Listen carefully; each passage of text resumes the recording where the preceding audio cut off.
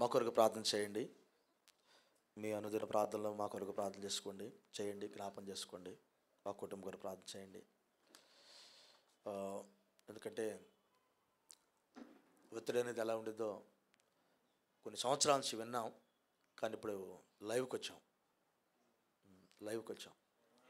కాబట్టి చాలా. ఎందుకంటే మీరు ఏదైనా ఒక అపస్వరం పలికితే ఏంటి, ఇంట్లో బిడ్డలు ఒక మాట వినకపోతే మీ కుటుంబాల్లో మీకు ఎంత బాధ ఉండిద్దో, మీరందరూ ఏదన్నా ఒక మార్గం తప్పితే మీ అందరూ ప్రతి ఒక్కరి గురించి మాకు బాధ ఉండేది. ఒక ఆపరిగా ఆ దాడి మా మీద ఉండేది. అంత చిన్న విషయం కాదు. అందుకని మా కొరకు ప్రార్థన చేయండి. అయ్యా, అర్థమవుతుందా? మీరు వెళ్తాము, ఏమంటారు, కృప కలుగునుగాక. Praise the Lord. మన జీవితాలు దేవుడి కొరకు సమర్పణ కలిగి ఉండాలి. ఈ పోరాటంలో ఒకరికొకరు మన సహకారులుగా ఉండాలి. ఈ విషయాన్ని గమనించండి. ఒక వాక్యం చదువుకుందాం. ప్రకటన గ్రంథము 10వ అధ్యాయం. ప్రకటన గ్రంథం 10వ అధ్యాయం 1వ వచనం చదువుతున్నాం. బలిష్ఠైన వేరొక దూత పరలోకం నుండి దిగవచ్చుట చూచితిని. ఆయన మేఘము ధరించుకొని ఉండెను. ఆయన శిరస్సు మీద వర్షపధనుసు ఉండెను. ఆయన ముఖము సూర్యబింబం వలెను, ఆయన పాదములు అగ్నిస్తంభముల వలెను ఉండెను. ఆయన చేతిలో విప్పబడిన ఒక చిన్న పుస్తకం ఉండెను. ఆయన తన కుడి పాదమును సముద్రం మీదను ఎడమ పాదం భూమి మీదను మోపి సింహము గర్జించినట్లు గొప్ప శబ్దంతో ఆర్భటించెను. ఆయన ఆర్భటించినప్పుడు 7 ఉరుములు వాటి శబ్దములు పలికెను. ఆ 7 ఉరుములు పలికినప్పుడు నేను వ్రాయబోచుండగా 7 ఉరుములు పలికిన సంగతులకు ముద్ర వేయము, వాటిని వ్రాయవద్దని పరలోకం నుండి ఒక స్వరము పలుకుట వింటిని. Praise the Lord. హల్లెలూయా. మరియు సముద్రం మీదను భూమి మీదను నిలిచి ఉండగా నేను చూసిన ఆ దూత తన కుడి చెయ్యి ఆకాశం తట్టెత్తి పరలోకమును అందులో ఉన్న వాటిని, భూమిని అందులో ఉన్న వాటిని, సముద్రమును అందులో ఉన్న వాటిని సృష్టించి యుగయుగములు జీవించిన వాని తోడు ఒట్టి పెట్టుకొని ఇక ఆలస్యం ఉండదు కానీ. ఇది ఒక ప్రత్యేకమైన మాట. ఇక ఆలస్యము ఉండదు కానీ. ఇది ఒక ప్రత్యేకమైన మాట. Praise the Lord. మాట పట్టుకున్నారా? ఇక ఆలస్యం ఉండదు కానీ. 7వ దూత పలుకు దినములలో అతడు బోర ఊదబోచుండగా దేవుడు తన దాసులకు ప్రవక్తలకు తెలిపిన సువార్త ప్రకారము దేవుని మర్మము సమాప్తమగునని చెప్పాను. దేవుడి మాటలు మనకు దీవించుగాక. కూర్చుందాం. Praise the Lord. కృప కలుగునుగాక. హల్లెలూయా. మంచిది. ఈ సమయంలో పోయిన వారం నేను కొంచెం మీరు మెసేజ్లను, ప్రైజ్ ది లార్డ్, అయ్యా ఈ వాయిస్లో ఏదైనా మార్పులు మీకు అర్థమైతే కొంచెం సరి చేస్తాను నేను, నన్ను మాట్లాడనీయకుండా. ఓకేనా? వాయిస్ మీరు వినండి. కొంచెము తేడాగా ఉందంటే కొంచెం మీరు దగ్గరలో ఉండండి. Praise the Lord. హల్లెలూయా. కృప కలుగునుగాక. Praise the Lord. Hallelujah. Hallelujah. ఇక్కడే ఉన్నారా? హల్లెలూయా. హల్లెలూయా. కృప కలుగునుగాక. Praise the Lord. హల్లెలూయా. మంచిది. ప్రకటన గ్రంథంలో మనము ఒక సబ్జెక్ట్ని మరి నేర్చుకోవాలని నేను చెప్పాను. న్యూ ఇయర్లో మీకు చెప్పాను. మీకు గుర్తుందా? ఇక్కడే ఉన్నారా? Praise the Lord. నేను ఒక సబ్జెక్ట్ను,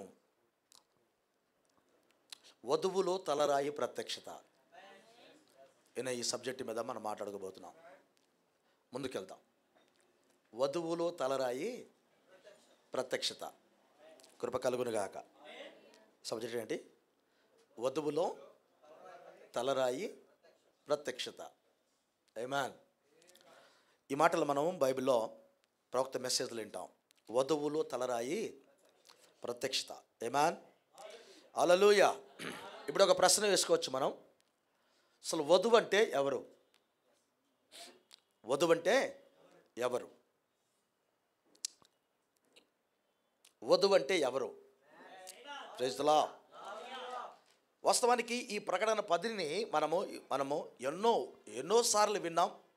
ఎన్నోసార్లు బ్రదర్ మార్క్ గారి ద్వారాను, ఆశీస్ లాల్ గారి ద్వారా, ఇంకా గొప్ప గొప్ప సేవకుల ద్వారా, మరి అనేక మంది సేవకుల ద్వారా మన చర్చిలో కొన్ని వందల సార్లు చదువుకున్నాం ఈ ప్రకటన 10.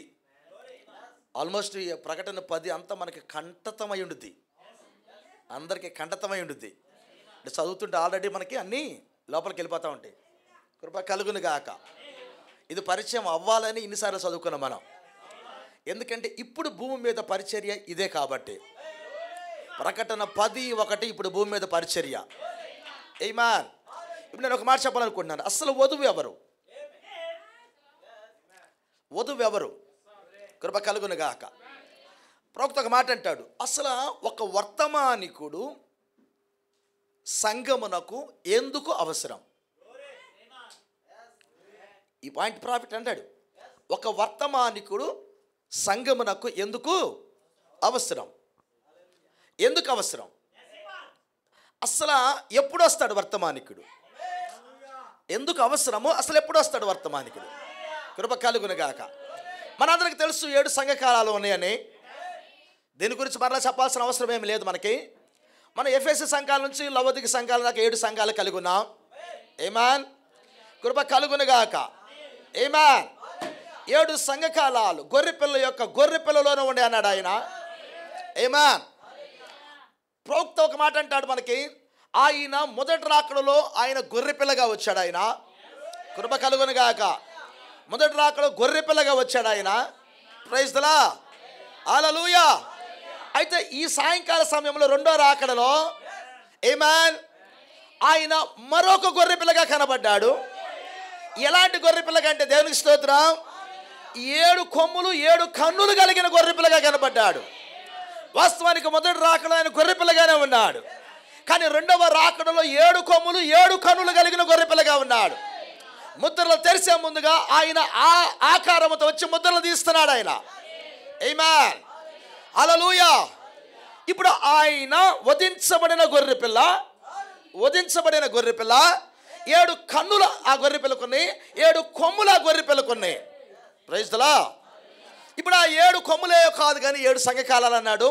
7 కన్నులేయో కాదు కానీ అవి దూరదృష్టి కలిగిన ప్రవక్త కన్నులు. అవి 7 సంఘకాలాలకి ఇవ్వబడిన 7 వర్తమానికులు అన్నాడు. ఆమేన్.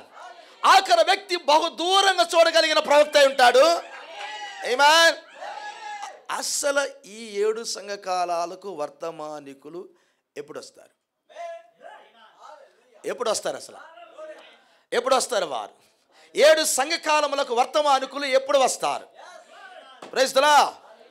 ఆమేన్. ప్రవక్త ఈ మాట అంటాడు, ఒక సంఘకాలము ప్రారంభం చేయబడి ఆ సంఘకాలము చక్కగా ఎదిగి ఆ సంఘకాలం యొక్క ఆ టైం, అది 100 సంవత్సరాలు కావచ్చు, 200 సంవత్సరాలు కావచ్చు, ఆ సంఘకాలం యొక్క టైము పెరిగి కొన్ని వందల సంవత్సరాల సంఘకాలం గడిచిన తర్వాత, కొన్ని వందల సంవత్సరాల సంఘకాలం గడిచిన తర్వాత మతపరంగా గలిబిలి గందరగోళాల్లో ఆ సంఘకాలం తారాస్థాయికి వచ్చినప్పుడు, ఆ సంఘకాలంలో ఉన్న వారందరూ మతపరంగా ఎవడ స్వరము వాడు పలుకుతూ తారాస్థాయిలో ఉన్నప్పుడు ఒక గలిబిలి, ఒక గందరగోళము ఆ యొక్క సంఘకాలములో అలుముకున్నప్పుడు ఆ ఆఖరి సమయములో వర్తమానికుడు వస్తున్నాడు అన్నాడు. అసలు వర్తమానికుడు వచ్చే విధానమే అది అన్నాడు ఆయన. మనకి చాలా మెసేజ్లు చెబుతాడు ఈ మాట, వర్తమానికుడు ఎప్పుడు సంఘకాలం ఆఖరిలో వస్తాడు. అది ఏం టైం అంటాడు ప్రవక్త. అది ఏం టైం అదంటే బహు గలిబిలి టైంలో వర్తమానికుడు వస్తాడు. ఎందుకు వస్తున్నాడు? ఆ గలిబిలిని తీసేయటానికి. మీరు గమనించినట్లయితే గలిబిలు మొత్తానికి తీయడు ఆయన. ఆమేన్. గలిబిలు మొత్తానికి తీర్చడానికి రాడు అక్కడ ఆయన. ఆ గలిబిలో ఉన్న వధువును వేరు చేయటానికి వస్తాడు. వర్తమానికుడు వచ్చేది వధువును వేరు చేయటానికి. ఓకే. అంటే ప్రతి కాలములో ఉన్న వర్తమానికుడు ఆ కాలములో ఉన్న వధువును ఆ గలిబిలులో నుండి వేరు చేయటానికి వస్తాడు. ఈ పాయింట్ అర్థమైంది మీకు? ప్రతి కాలములో ఉన్న వర్తమానికుడు ఆ కాలములో ఉన్న వధువును ఆ గలిబిలులో నుండి వేరు చేయటానికి వస్తాడు. Praise the Lord. మరొక మాట చెప్పాలంటే ఆ వధువు అక్కడ ఉండటానికి ఏమాత్రం ఇష్టపడదుక. ఆమేన్, హల్లెలూయా. ఇది ఎలా ఉందంటే నయోమి రూతును పోయి వేరు చేసినట్టుంది. ఆమేన్. ఆ గలిబిలంతా నయోమి రూతుకు తెలుసు. నయోమి ఎప్పుడైతే ఒక వర్తమానం చెప్పిందో, ప్రైజ్ ది లార్డ్, అప్పుడు రూత్ అంటుంది, ఈ గలిబిలులో నేను ఉండలేను, ఈ గలిబిలులో నేను ఉండలేను, నేను ఈమెతో వెళ్తే నాకేదో జరిగిద్ది మేలు. ఒక వర్తమానికుడు ఆకర్షించినప్పుడు ఆ వర్తమానం ఆ వ్యక్తిని ఆ గలిబిలులోంచి బయటికి తెచ్చింది. మరొక మాట చెప్పాలంటే అసలుకి ఎన్నడూ మరల వాడు గలిబిల్లోకి వెళ్ళాలనుకోడు. ఎవరంటే ఎదురు చూసిన వ్యక్తి, వాక్యం కొరకు ఎదురు చూసిన వ్యక్తి మరలా గలిబిలికి వెళ్ళడక. వర్తమానికుడు అంటేనే ఆయన ఒక ప్రత్యేకమైన ఆహారంతో వస్తాడు అక్కడికి. ఆమేన్, హల్లెలూయా. మనందరికి తెలుసు, ఒక చేపలు పడటానికి వెళ్ళే వ్యక్తి ఒక మంచి ఆహారాన్ని వాడు ఒక ముద్ద, ఇంతలా ముద్ద, ఏదో ముద్దనో లేకపోతే ఎర్రలో తీసుకొని వెళ్తాడు. రకరకాలుగా వాటికి ఆహారాలు పెడతారండి.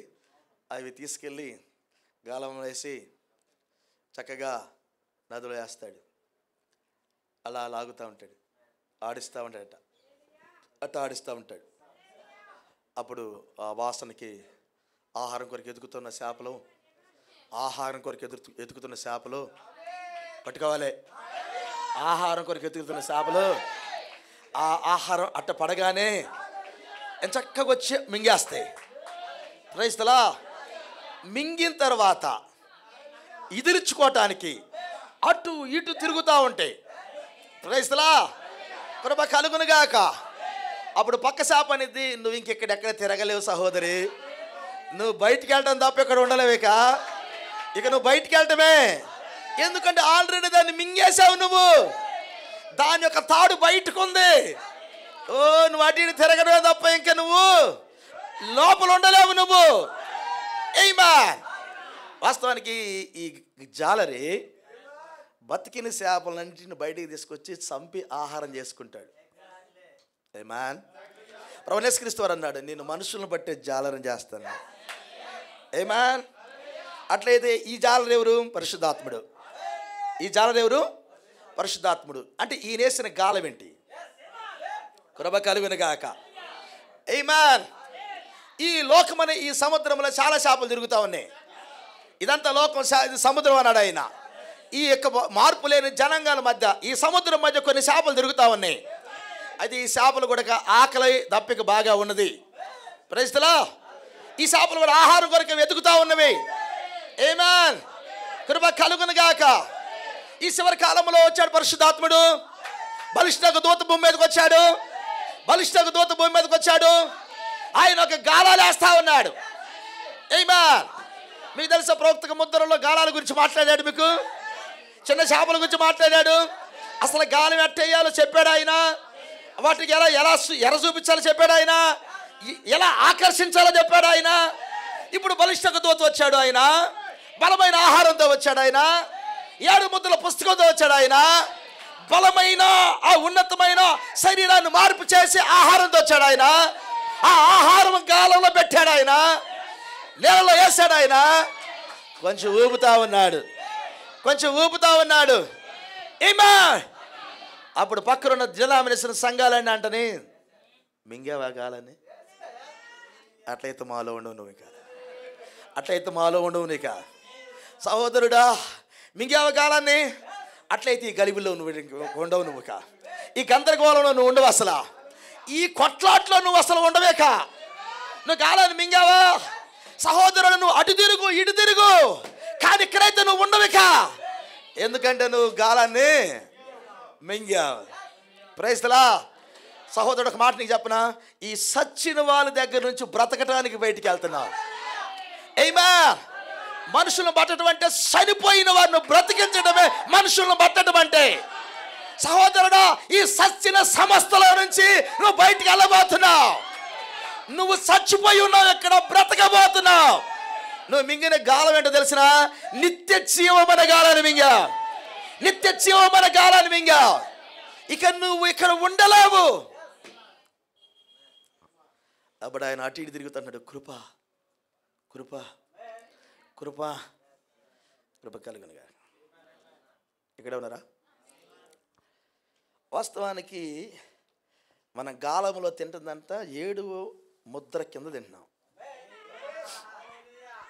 ఎక్కడ? 7వ ముద్ర కింద తింటున్నాం సార్. మొదటి ముద్ర కింద కాదు. కృప కలుగునుగాక. నేను ఒక్కోటి చదువుతాను మీకోసం. ప్రభు మిమ్మల్ని దీవించును గాక. అసలు ఈ ఆహారాన్ని నువ్వు ఎక్కడ తింటున్నావు? ఈ ఆహారాన్ని నువ్వు ఎక్కడ తింటున్నావు? గలిబిలిలో నుండి బయటికి వచ్చి తింటున్నావు దీన్ని. వాస్తవానికి ఎరేసాడు దేవుని స్తోత్రం. మనకు తెలిసి ఎరంటే అద్భుతాలు సూచక్రియలని. కానీ బయటకు వచ్చిన తర్వాత 3వ ఈడుపు ఉంది. ఏమాన్?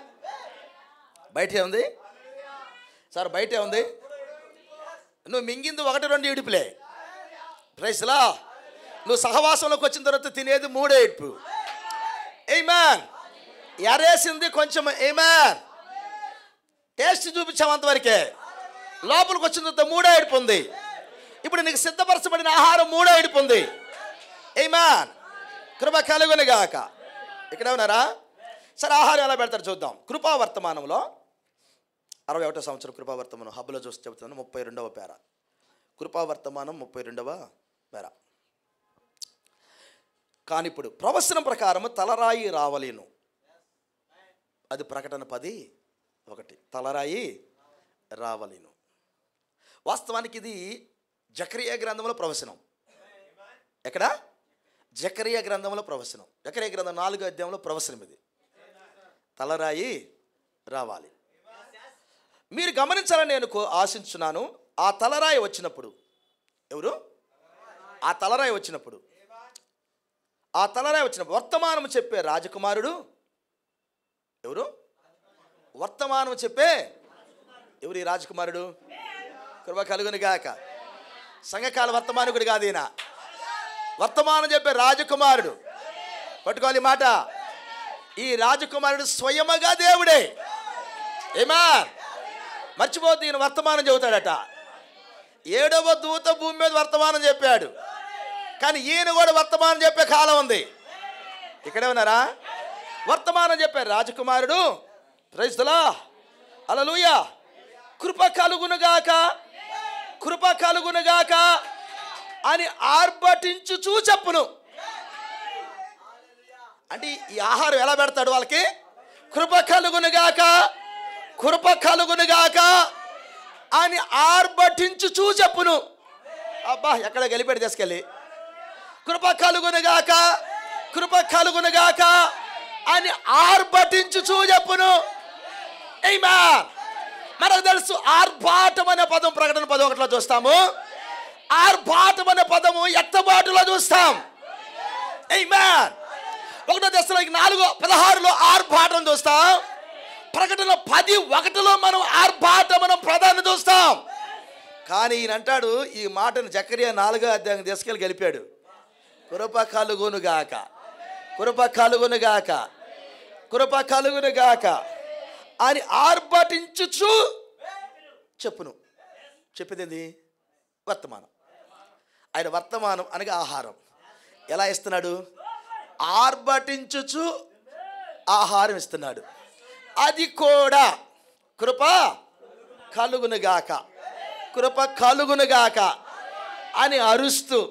మీరు కానీ జకరియా గ్రంథంకి వెళ్తే ఈ కేక ఎలా ఉండదంటే, ప్రైజ్ ది లార్డ్, మందిర పునాది గురించి మాట్లాడుతూ, మందిర తలరాయి గురించి మాట్లాడుతూ, జెరుబ్బాబెలు, దేవునికి స్తోత్రం, ఆమేన్, జనులు కృప కలుగునుగాక, కృప కలుగునుగాక అని కేకలు వేయిచుండగా అతడు తలరాయి తీసుకొచ్చి పెట్టును.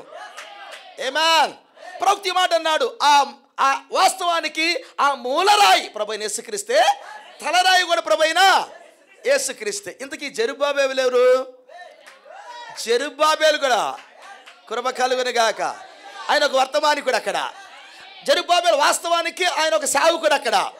నెహెమ్యా ఎజ్రా కాలంలో ఒక సేవకుడు ఆయన. ఆమేన్. ఆయన ఎప్పుడో వెళ్ళిపోయాడు. ఆయన పని అయిపోయింది.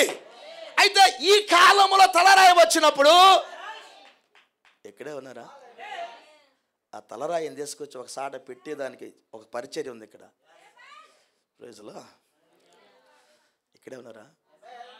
ప్రభు మనం దీవించను గాక. ఇంతవరకు అర్థమైంది మీకు? ఆమేన్.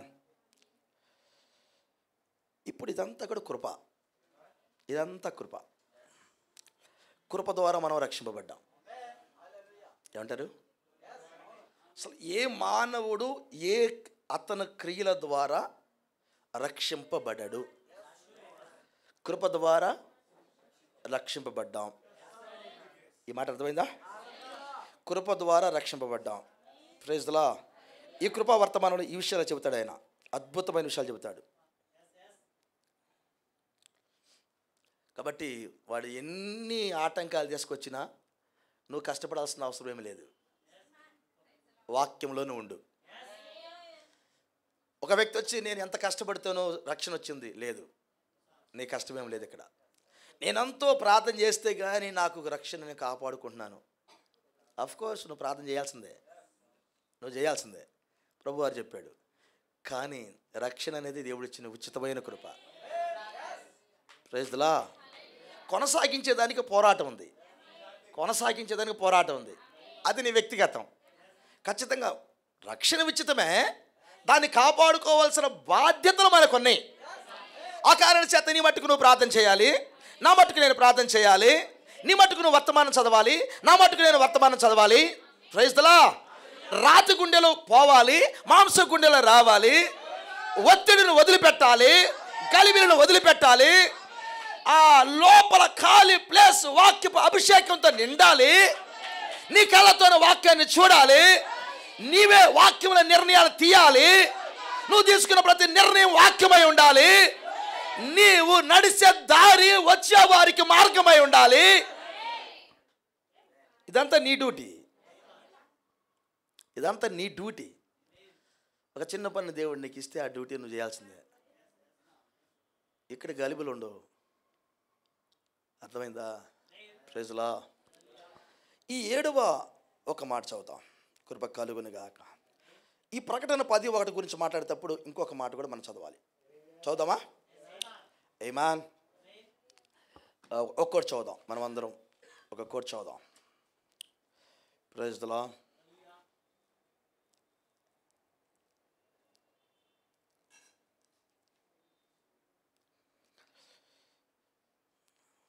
దానియేలుకు గాబ్రియేలు సూచించిన సూచనలు అని ఉన్నాయి కదా.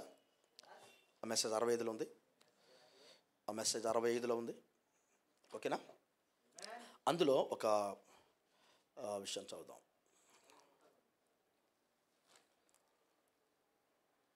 అది 65వ సంవత్సరం, అది దేవుని స్తోత్రం. ఓకేనా? ఏ సంవత్సరం అది? 65 చెప్పాడు. Praise the Lord. ఇక్కడే ఉన్నారా? కృప కలుగును గాక. ఒక కోడును మనం చదువుతున్నాం. అందులో కోడ్ చదువుదాం. 41వ పేరు చదువుదాం. ఓకే. దేవుని వాక్యములోని ఒక్కొక్క ముద్ర ఇవ్వబడినప్పుడు, ఇది దానియేలు గురించి, దానియేలు 70 వారాల గురించి మాట్లాడినప్పుడు ప్రసంగం ఇది. వాస్తవానికి ఇది 61లో మాట్లాడే ప్రాఫిట్. ఇందులో ఒక మాట, ముద్రల దగ్గరికి వెళ్ళబోతున్నాం మనం.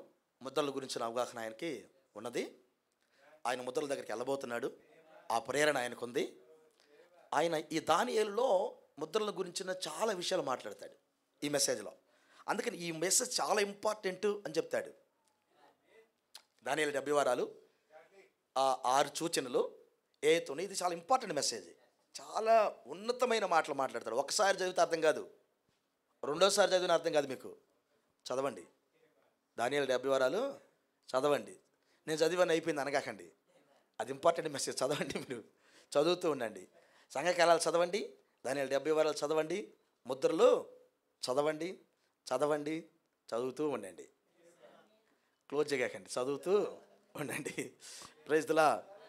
ఎత్తబడాలంటే ఈ ప్రాసెస్ నువ్వు చేసుకోవాల్సిందే. ఇక నువ్వు దాని గురించి నన్నేం అడగొద్దు. ఇక కృప కలుగును గాక. ఓకే. ఇప్పుడు అంటే దేవుని వాక్యంలో ఉన్న ఒక్కొక్క ముద్ర విప్పబడినప్పుడు ఏ కాలంలో మనము జీవించుచున్నామని ఆ కాలముల యొక్క ఆత్మను గురించి. అంటే ముద్రలు తెరవబడిన తర్వాత ఇప్పుడు మనకి ఏ కాలంలో ఉన్నా, అసలు ఏ కాలంలో ఉన్నా ఆ కాలముల యొక్క ఆత్మ ఏంటి, అసలు ఏ కాలంలో ఉన్నా ఆ కాలముల యొక్క ఆత్మ ఏంటి, ఈ విషయం కూడా మనకు బయలుపడింది కదా. ఇప్పుడు ఏ కాలంలోనూ ఏ ఆత్మ కింద ఉన్నా మనకు అర్థమైంది కదా. ఓకే, ముందుకెళ్దాం. Praise Lord. ఆ సంఘకాలమును గురించి ఆ కాలపు వ్యక్తికి అంటే దూతకు దేవుని వాక్యము బయలుపరచబడును. ప్రకటన గ్రంథం 10వ అధ్యాయము.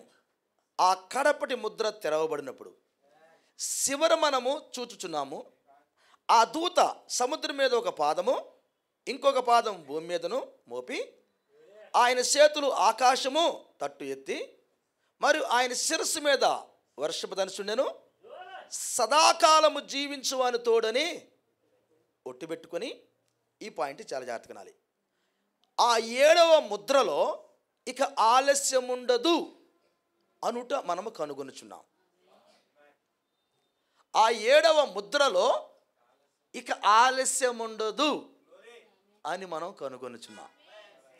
ఇప్పుడు నేనేం చెప్పబోతున్నంటే, 7వ ముద్రలో ఆలస్యము ఉండదు అనే పదం ఉంది.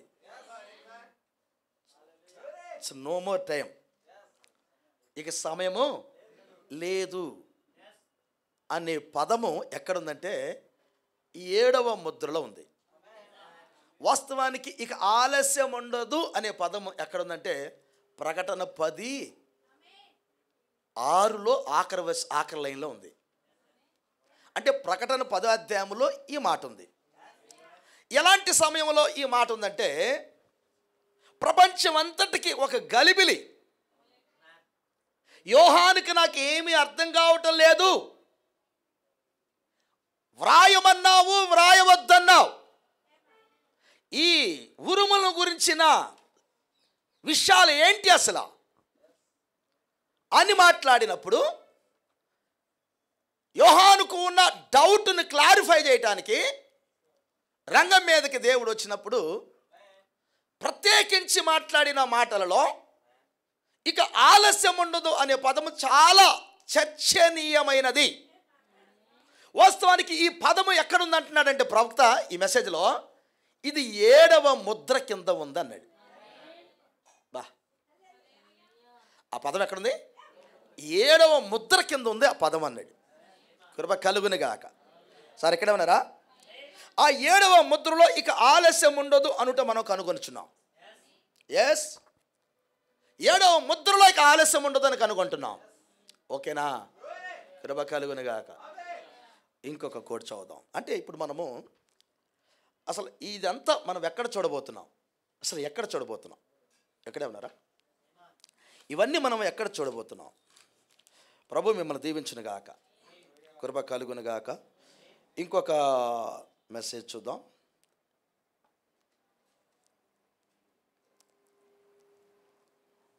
అరవై 63వ సంవత్సరం, ఇప్పుడు చెరలో ఉన్న ఆత్మలు 86వ పేర. ఇప్పుడు చెరలో ఉన్న ఆత్మలు 86వ పేర ఇలా ఉంది. ఓకేనా? లేఖనములు అటు పిమ్మట ఈ రీతిగా చెప్పుచున్నది. 7వ భూ సంబంధమైన దూత వర్తమానికుని వర్తమానం ప్రకటించు కాలమున కడపటి 7వ సంఘ కాలము అతని సేవా ప్రారంభ దశలో ఈ భూమి మీద ప్రారంభింపబడినప్పుడు, ఆ సమయంలో దేవుని మర్మమై ఉన్న 7 ముద్రలు బయలుపరచబడును. స్నేహితులారా, ఇప్పుడు మనం ఎక్కడ ఉన్నాము? ఇదేనా? అది ఇదేనా? ఆ సమయము ఇదేనా? మళ్ళీ ప్రశ్న గమనించు. సమస్తం సాధ్యం. ఇప్పుడు మనం ఎక్కడ ఉన్నాం? మనకున్న నీడ్ ఏంటంటే, సంఘం అనుకున్న నీడు అవసరత ఏంటంటే 7 ఉరుములలో ఏముంది? అది రాయబడ్డ. వాస్తవానికి 7 ఉరుముల గురించిన బయలుపాటును మాట్లాడేది 7వ దూత అన్నాడు. సమస్త మర్మము ఈయనే మాట్లాడతాడు. అందులో 7 ఉరుములను గురించిన మర్మము కూడా ఇతనే మాట్లాడతాడు. ఇది క్లారిటీ. ఓకేనా? ఇంకొకటి చదువుదాం. నేను ఈ కోడ్లు ఎందుకు చదువుతానంటే ఇప్పుడు మనం చెప్పుకునే మెసేజ్కి చక్కగా ఈ మనకి అంత్యకాలం మందు అభిషక్తుల మెసేజ్ కూడా చదువుదాం. 65వ సంవత్సరంలో అంత్యకాలం మందు అభిషక్తులు 87వ పేర, 187వ పేర. అందులో 3 పేరాలంటే 3వ పేర చదువుతున్నాను. మనుష్య కుమారుడు ప్రత్యక్షముగు దినములలో, ప్రకటన 10:1-7 వరకు ఇంటికి వెళ్ళినప్పుడు చదవడినట్లు ప్రోక్త, 7వ దూత వర్తమానం ముద్రలను విప్పును. ఏమిటది? దూత మనుష్య కుమారుడు కాదు, కానీ వర్తమానికుడు మనుష్య కుమారుని బయలుపరుచున్నాడు. 7వ దూత మనుష్య కుమారుడు కాదు, 7వ దూత మనుష్య కుమారుని బయలుపరుచుచున్నాడు. పట్టుకోవాలి మాట. దూత వర్తమానికుడు కాదు అంటే మనుష్య కుమారుడు కాదు. దూత మనుష్య కుమారుడు కాదు అనగా దూత యేసుక్రీస్తు కాదు. దూత 7వ దూత మనుష్య కుమారుని బయలుపరుచుచున్నాడు. ఏమాన్? మీరు దానిని ఇప్పుడు వేరు చేయగలరా? అక్కడే మీకు కష్టం అనిపించును. వాస్తవానికి 7వ దూత ఎవరిని బయలుపరుస్తున్నాడు? మనుష్య కుమారుడు. మనుష్య కుమారుడు అంటే ఎవరు? క్రీస్తు. ఆమేన్. ప్రకటన 10:7లో ఉన్న 7వ దూత ఎవరిని బయలుపరుస్తున్నాడు? Praise the Lord. కృప కలుగును గాక. సరే, ఇలా అందాం మనం. ప్రకటన 10:1లో ఆయన దిగి వస్తున్నాడు. ఇక్కడ ఉన్నారా? ప్రకటన 10:1లో ఆయన దిగి వస్తున్నాడు. మనకు వర్తమానం చెప్పబడింది. ఇక్కడ ఉన్నారా? వర్తమానం ఎలా చెప్పబడింది వినాలి. ఆయన అన్నాడు మొదటి రాకడలో వాక్యము భూమి మీదకి వచ్చింది. ఇక్కడే ఉన్నారా? సార్ చెప్పరే. మొదటి రాకడలో వాక్యం భూమి మీదకి వచ్చింది. వాక్యం భూమి మీదకి రాగానే ఆ వాక్యము భూమి మీద మాట్లాడే ముందుగా ఆ వాక్యము నివాసము చేసే స్థలమును గురించి ఎత్తుక్కుంది. నివాసము చేసే ఒక స్థలం కావాలి. అప్పుడు వాక్యంలో చెప్పబడింది కృప కలుగును గాక. చదువుతారా? కృప కలుగును గాక. లూకాసు వార్త 3:1 చదువుదాం. లూకాసు వార్త 3:1. కృప కలుగును గాక. ఇక్కడే ఉన్నారా? Praise lord. 3:1 2 చదివితే ఇంకా బాగుంటుంది అనుకుంటా. అన్నయ్య కాపీ ప్రధాన యాజకులుగాను ఉన్న కాలమున అరణ్యములో ఉన్న జకరియా కుమారుడని యోహాను వద్దకు దేవుని వాక్యము వచ్చెను. అన్నయ్య కాపీ ప్రధాన యాజకులుగా ఉన్నారు. దేవుని వాక్యం అరణ్యంలో ఉన్న యోహాను వద్దకు వెళ్ళింది. ఎందుకు? అన్న దగ్గరికి వెళ్ళలేదు. అన్నయ్య దగ్గరికి ఎందుకు వెళ్ళలేదు? కైపా దగ్గరికి ఎందుకు వెళ్ళలేదు? దేవుని వాక్యము వారు సంఘ శాఖలు కలిగి ఉన్నారు కదా. శాస్త్రుల దగ్గరికి వెళ్ళలేదు వాక్యం, పరిసయ్యుల దగ్గరికి వెళ్ళలేదు వాక్యం, సద్దుకాయల దగ్గరికి వెళ్ళలేదు వాక్యం. మొదటి రాకడది వెళ్ళలేదు వాక్యం. Praise the Lord. వాక్యం భూమి మీదకి వచ్చింది. ఇప్పుడు వాక్యము నివాసం చేసే ప్లేస్ను ఎత్తుక్కుంటా ఉంది. వాక్యము నివాసం చేసే ప్లేస్ను ఎత్తుక్కుంటా ఉంది. హల్లెలూయా. ఇప్పుడు వాక్యం భూమి మీద మాట్లాడాలి. ఇప్పుడు వాక్యం భూమి మీద తన బిడ్డలను దర్శించాలి. వాక్యం భూమి మీద తన లేఖనాలను నెరవేర్చాలి. వాక్యం ఒక ప్లేస్ని ఎత్తుక్కుంటుంది. వాక్యం ఒక వ్యక్తిని ఎత్తుక్కుంటుంది. ఆమేన్. ఇప్పుడు అరణ్యంలో ఉన్న యోహాను యొద్దకు వాక్యం వెళ్ళింది. ఎందుకు వెళ్ళింది? ఆయన ప్రవక్త అయి ఉన్నాడు కాబట్టి. ఆమేన్. ప్రకటన 10:1 ప్రకారంగా బలిష్ఠులకు దూత భూమి మీదకి వచ్చాడు. ఇప్పుడు ఏం చేస్తున్నాడు తెలిసినా? ఈయన భూమి మీద మాట్లాడటానికి ఒక వ్యక్తిని ఎత్తుక్కుంటున్నాడు.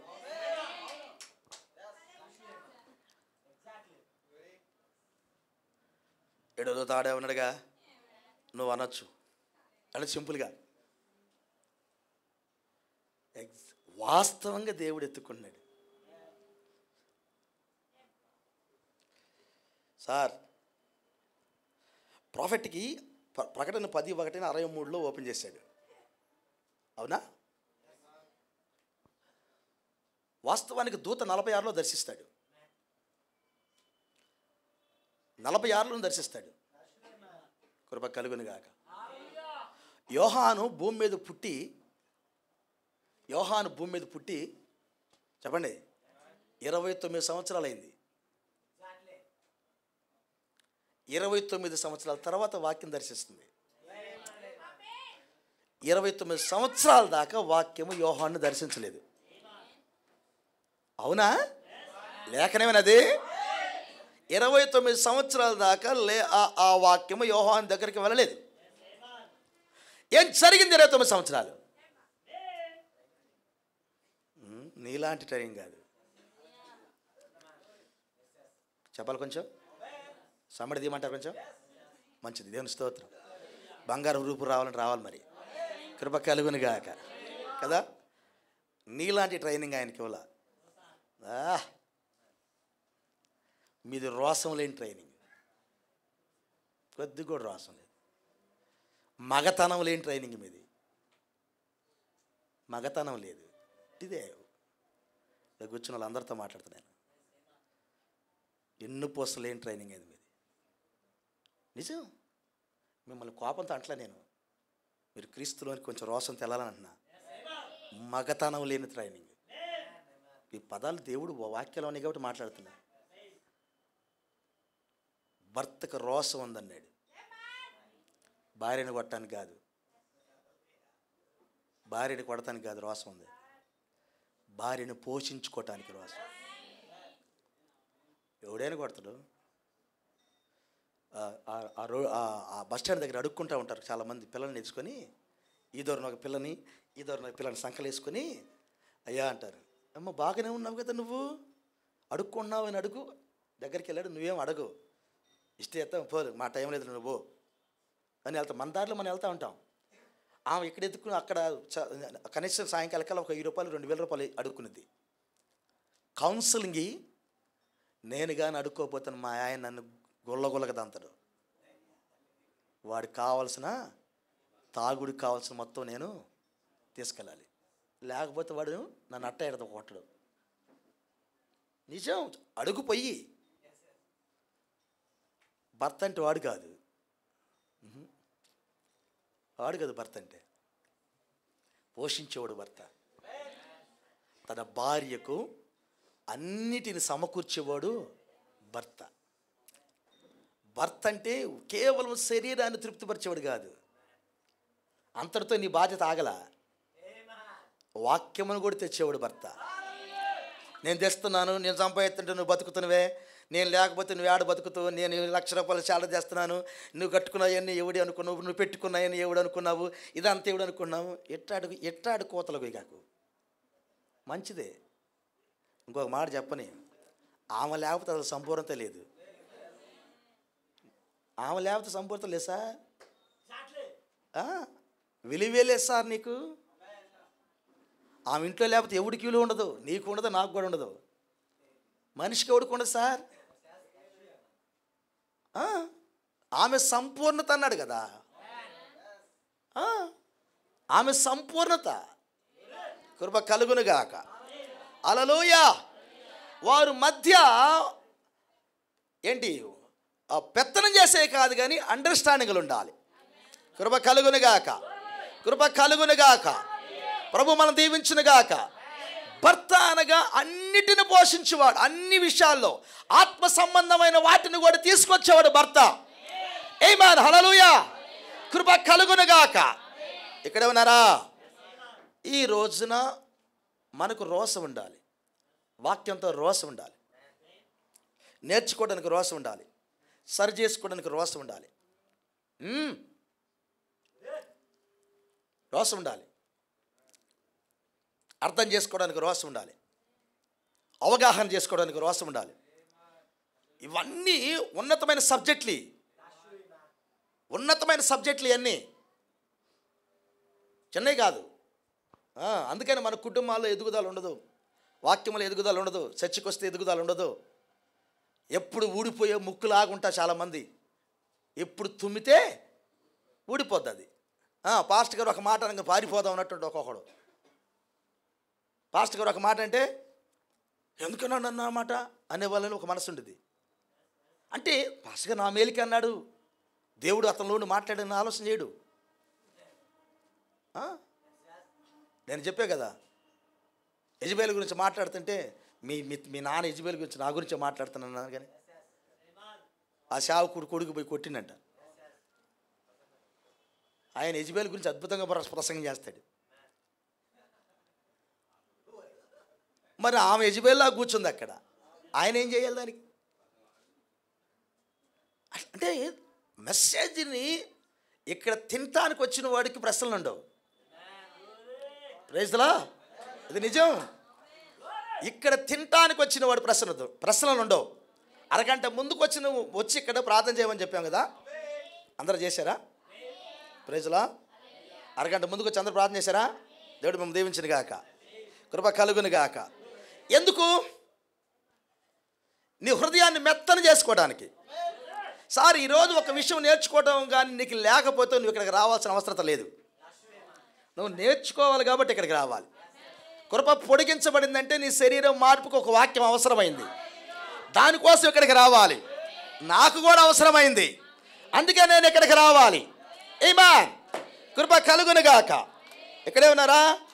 ఆమేన్. ఇప్పుడు మనం ఏం చదువుకున్నామంటే 7వ దూత మనుష్య కుమారుణ్ణి బయలుపరుస్తున్నాడు. 7వ దూత మనుష్య కుమారుడు కాదు, మరొకసారి 7వ దూత మనుష్య కుమారుని బయలుపరుస్తున్నాడు. సార్, ఏడా ఉన్నారా? కృప కలుగును గాక. So 1 minute.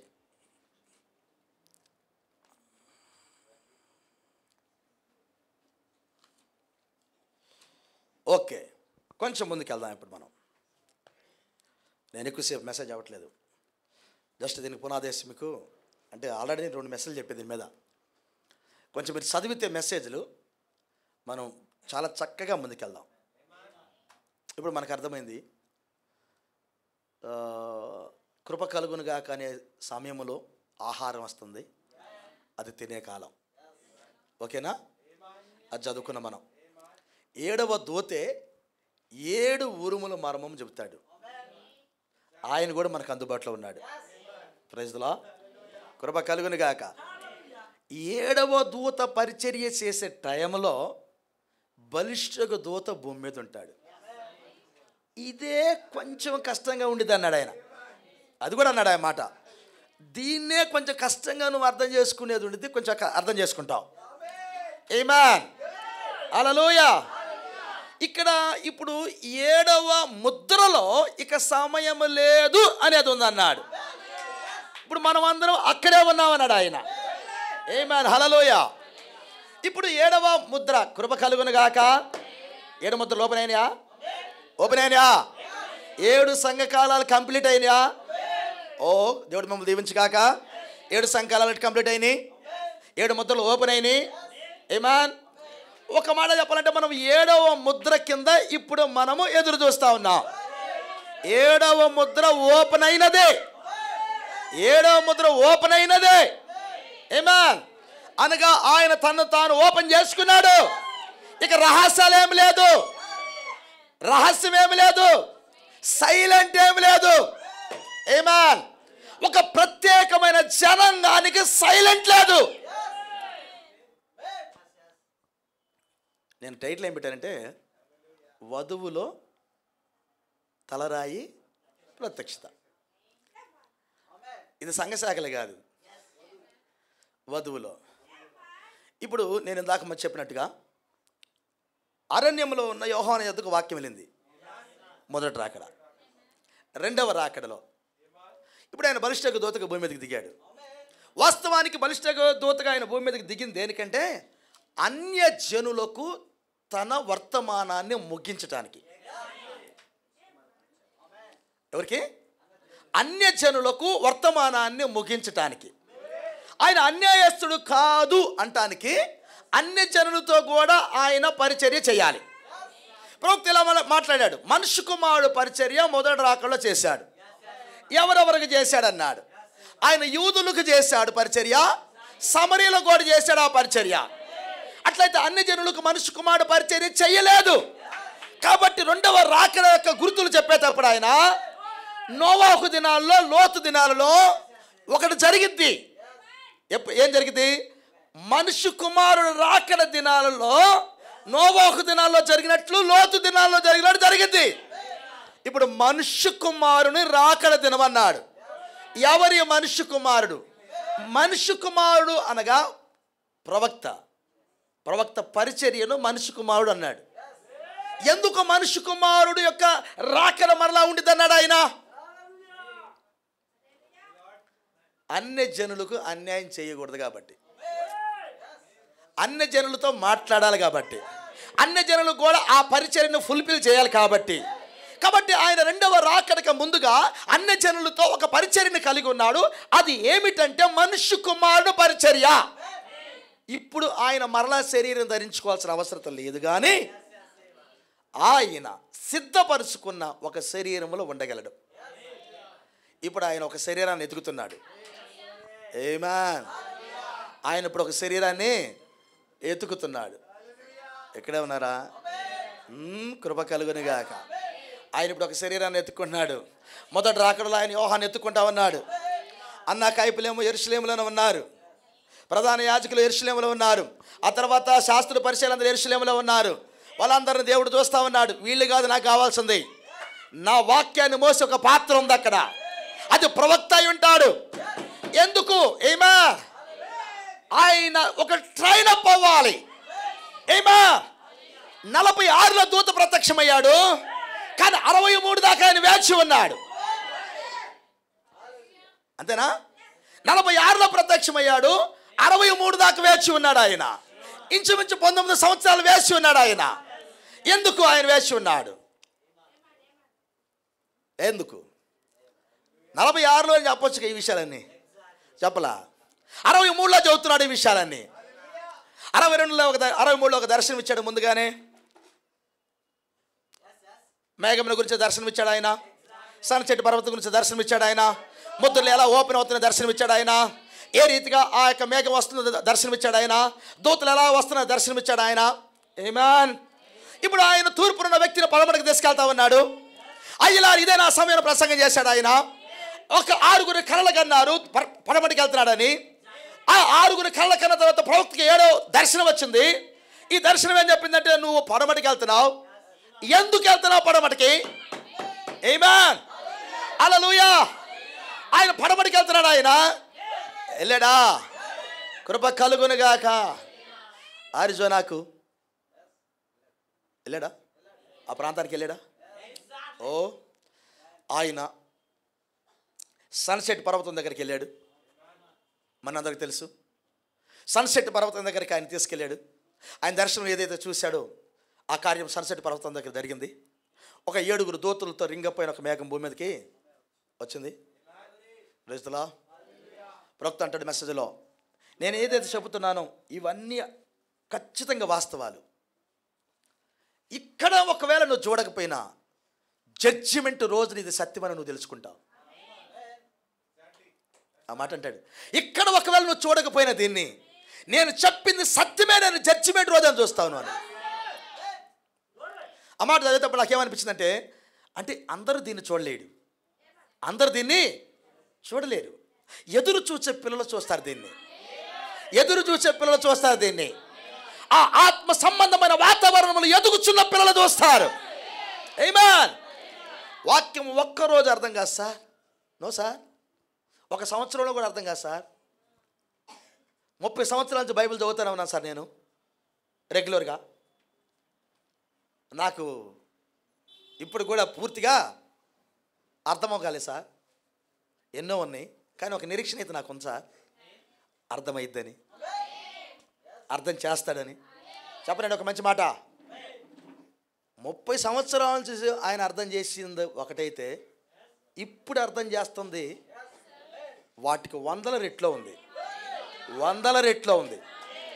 ఆయన అంటాడు, కలవరి సిలువలో, ఒక్క కలవరి సిలువలో కొన్ని గంటల్లోనే కొన్ని 100 ప్రవచనాలు ఏ రీతికి నెరవేర్చబడ్డాయో, ఇప్పుడు వధువుకి వర్తమానం చదువుతుంటే 100 డౌట్లు క్లారిఫై అవుతున్నాయి, 100 డౌట్లు క్లారిఫై అయిపోతున్నాయి.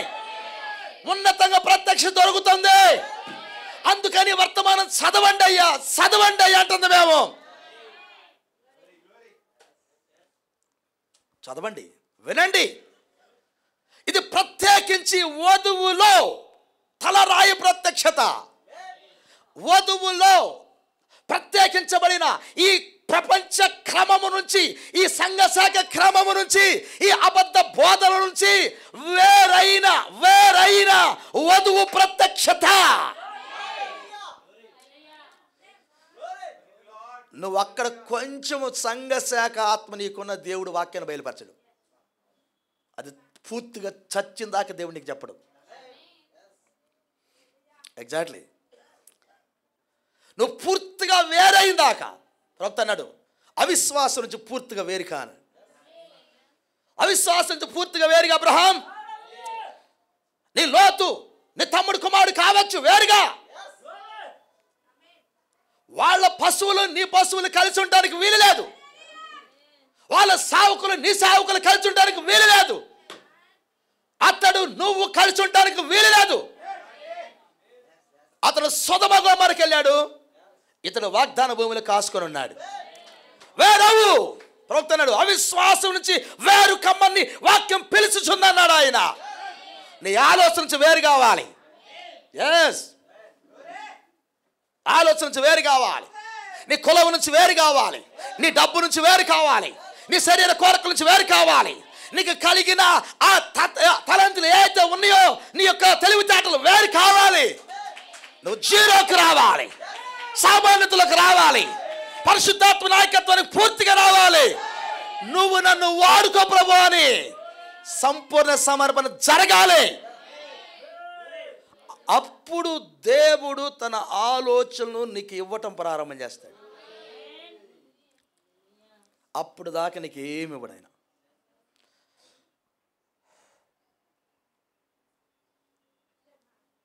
అందుకే అన్నాడు, అవిశ్వాసం పూర్తిగా వేరుగా అన్నాడు. నీ తెలివితేటలు ఒకవేళ మాట్లాడితే నాకంటే ముందుగా, ఒకవేళ నా దగ్గరకు వచ్చి ఇలా మాట్లాడాలనుకున్నావు అనుకో, తెలివిగా కాపరి దగ్గరికి, నాతో మాట్లాడక ముందు ఆలోచన చేస్తావుగా, చేస్తావా లేదా?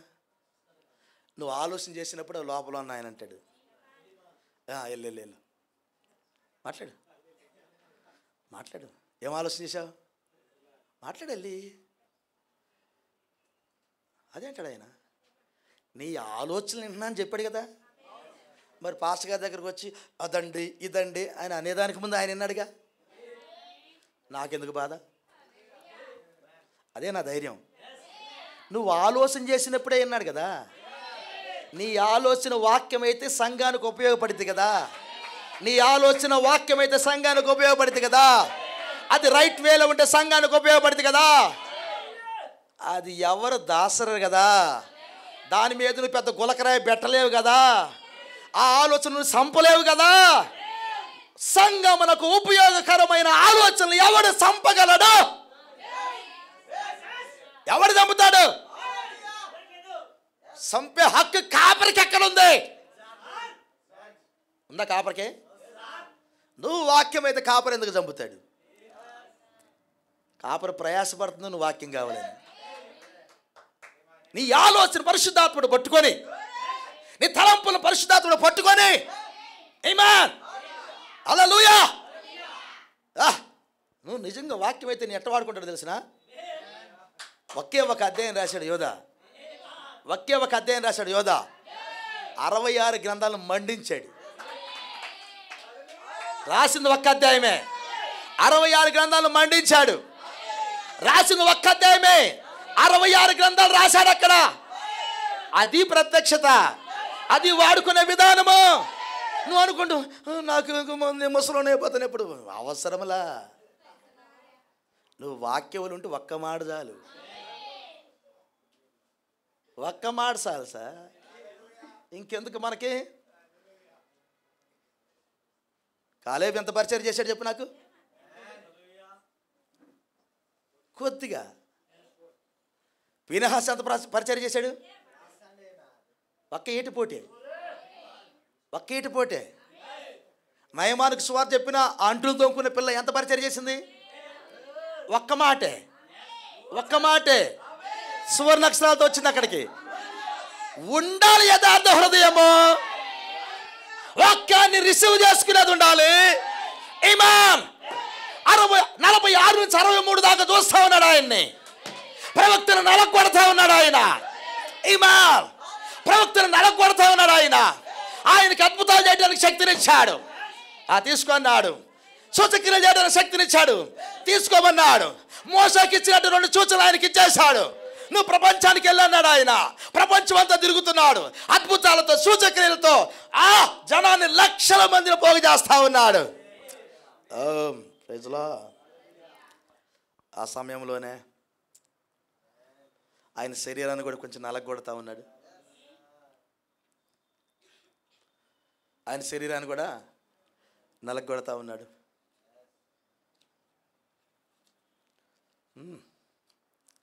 ఆయన పర్సనల్ లైఫ్కి వెళ్తే మనకి ఆయన కుటుంబ విషయాలు కొన్ని అర్థమవుతాయి. మనకి ఒక సేవకుడికి మనందరికీ తెలుసు ఒక విషయం, బయట నుంచి ఎన్ని ఒత్తిడి మాటలన్నా ఏం చేయవు. అసలు నేనేం చేయవు. అదే నీ భార్యలో నుంచో నీ భర్తలోంచి ఒక మాట రాని, నువ్వు ఇంటికి పోయి నీ ఆనందం లేవు, అలిగి పనుకుంటావు. పనుకుంటా సార్, నువ్వు ఎందుకు పనుకున్నట్టు నాకు చెప్పవు. నువ్వు బాలేదులే పార్షగాలంటే ఒక్క మాట అంది మీ ఆవిడ, పొత్తి కడుపులో పొడిచినట్టయింది. అది ఎవడికి తెలియదు, అది నీకే తెలుసు. పడుకోవటమే నువ్వు చేసే పనిక. కొంగరకపోయి అదే మాట బయటను నీకేం కాదు, ఏం కాదు. అది నీ భార్యాన్ని, అదే మాట నీ భర్తాన్ని ఏమన్నది. అది సార్ బంధాలంటే నువ్వంత ఈజీగా తీసేసుకోలే సార్. అర్థమైంది మీకు? అందుకే దయ్యం ఏం చేస్తుందంటే మన మీద అలా టార్గెట్ చేస్తుంది. మనం ఎక్కడ బలహీనం కూడా అక్కడ తీసుకొస్తుంది, అక్కడ కొట్టిద్ది మనల్ని. కాబట్టి ఎప్పుడు కూడా నువ్వు వాక్యంలోనే ఉండు, వాక్యంలోనే ఉండండి. ఈ అనుభవాలను రావాలి. ప్రాఫిట్ జీవితంలో కూడా వ్యక్తిగతంగా చాలా ఉన్నాయి. వాళ్ళ పిల్లలతో ఉన్నాయి. ఓకేనా? చెప్పడానికి సమయం కాదు ఇప్పుడు. వాళ్ళ పిల్లలతో ఉన్నాయి. కృప కలుగునుగాక. ఆయన పర్సనల్గా కొన్ని ఆయన చేసిన చిన్న ఏదంటే డబ్బుల విషయాలు కొంచెము కొంచెం అని పెద్ద ఏం పాపాలు కదా, ఒత్తిడులు ఉన్నాయి. అయ్యాంటి చేయించుకుంటూ వస్తున్నాడు. ఆయన చక్కగా నలుగుతూ ఉన్నాడు. శరీరం నలగొట్టాడు. 63కి వచ్చేసరికల్లా చక్కగా మీరు కానీ ఒక విధానాన్ని గమనించవచ్చు. మీరు ప్రాఫిట్ సంవత్సరం ఆయన బోధించే బోధ మారుతూ ఉండేది. గమనించండి, సంవత్సరం బోధించే బోధ మారుతూ ఉండేది. 63 తర్వాత అంత పూర్తిగా మారింది. అందుకని మనోళ్ళు ఏం చేశారంటే ప్రింట్ చేసేటప్పుడు పుస్తకాలు ముందు 63 నుంచి స్టార్ట్ చేశారు. ఎందుకంటే 63 నుంచి ఉన్నతమైన ప్రత్యక్షత వచ్చింది, అది ఎందామని. కాదు అసలు బేస్ వినాలి ముందు బేస్ కూడా వినాలి సార్. అవి కూడా అద్భుతమైన ప్రసంగాలు అవి. అలా కాకపోతే రికార్డు కాదు అది. మీరు ఇప్పుడు చదవండి, బేస్లో ఉన్న ప్రసంగాలు అద్భుతంగా ఉంటాయి. అది మనం ఎదగటానికి అద్భుతంగా ఉపయోగపడతాయి. ఇప్పుడు బేస్ ఉంటే పైన రూపేసిన ఇది నిలబడిద్ది. అది బేస్ లేకుండా రూపేత్తి ఇది కోలబడిద్ది కదా. చాలామంది ఇప్పుడు మర్మాలు అని శుభ్రంగా దూరం అవుతున్నారు. అలా వద్దు. అందుకనే నేర్పాలి మనకి. ప్రాఫిట్ని ఎత్తుకోవడానికి రంగం మీదకి వచ్చినప్పుడు ప్రాఫిట్ని ఎత్తుకోవడానికి రంగం మీదకి వచ్చినప్పుడు 65లో ఆయన 63లో ఆయన ఎతికినప్పుడు ప్రాఫిట్ రెడీగా ఉన్నాడు. మీరు గమనించండి, 7వ ముద్ర గురించి 7 ఉరుముల గురించి 63 కంటే ముందుగానే మాట్లాడతారు ప్రవక్త. తర్వాత నేను మాట్లాడతాను వీటి గురించి కోడ్చుకొని. ఎందుకు ఇప్పుడే వచ్చింది ఈ బయలుపాటు? అయ్యలారు ఇదైన సమయం మెసేజ్ ఎప్పుడుంది? అయ్యలారు ఇదైన సమయం మెసేజ్ ముందే ఉందా? కొంచెం ముందే ఉంది. ఇదే నా సమయం. అసలు ఆ పరిశుద్ధాత్మ ఆయన్ని ఎంతగా ఆకర్షిస్తూ ఉందంటే మాట్లాడు మాట్లాడు అట్లా మాట్లాడతాడు వదులుతాడు, మాట్లాడతాడు వదులుతాడు, మాట్లాడుతూ వదులుతాడు. అబ్బో ఈ అనుభూతి అది నాకు భలే ఉందంటాడు ఆయన. అంటే రంగం మీదకి రాబోతూ ఉంటాడు, ఆపుతూ ఉంటాడు, రంగం మీదకి రాబోతూ ఉంటాడు, ఆపుతూ ఉంటాడు. ప్రశ్నలు వేస్తాడు, అయ్యలారు ఇదేనా సమయం, అయ్యలారు ఇదేనా సమయం. ప్రకటన గ్రంథం 10:7, ప్రకటన గ్రంథంలో 10వ అధ్యాయంలో ఉన్న ఊరుములు ఇదే సమయం, ఇదేనా? ఈ మాటలు చెప్పేటప్పుడు చాలామంది వెళ్ళిపోతూ ఉన్నారు. కొన్ని చేపలు మాత్రమే వేరవుతున్నాయి, గాలాలకు చిక్కుకుంటున్నాయి. Praise the Lord. వాస్తవానికి ఈ చేపలు బయటకు వచ్చిన తర్వాత చచ్చిపోయే చేపలు కదా, ఇంకా బలమైన ఆహారం తినే చేపలు. హల్లెలూయా. చేప బయటికి రాగానే చచ్చిపోదు, ఇక్కడ బయట ఆహారం ఉన్నది. ఆమేన్. నేను మాట్లాడుకున్నాను, మేము అశోక్ ఇంట్లో మాట్లాడుకున్నాం. కృప కలుగును గాక. ఆయన ఆ యేసు ప్రభువుని వదిలిపెట్టి అందరూ చేపలు పడటానికి వెళ్ళారు. వాస్తవానికి చేపలు పడటానికి 7 వెళ్ళారట.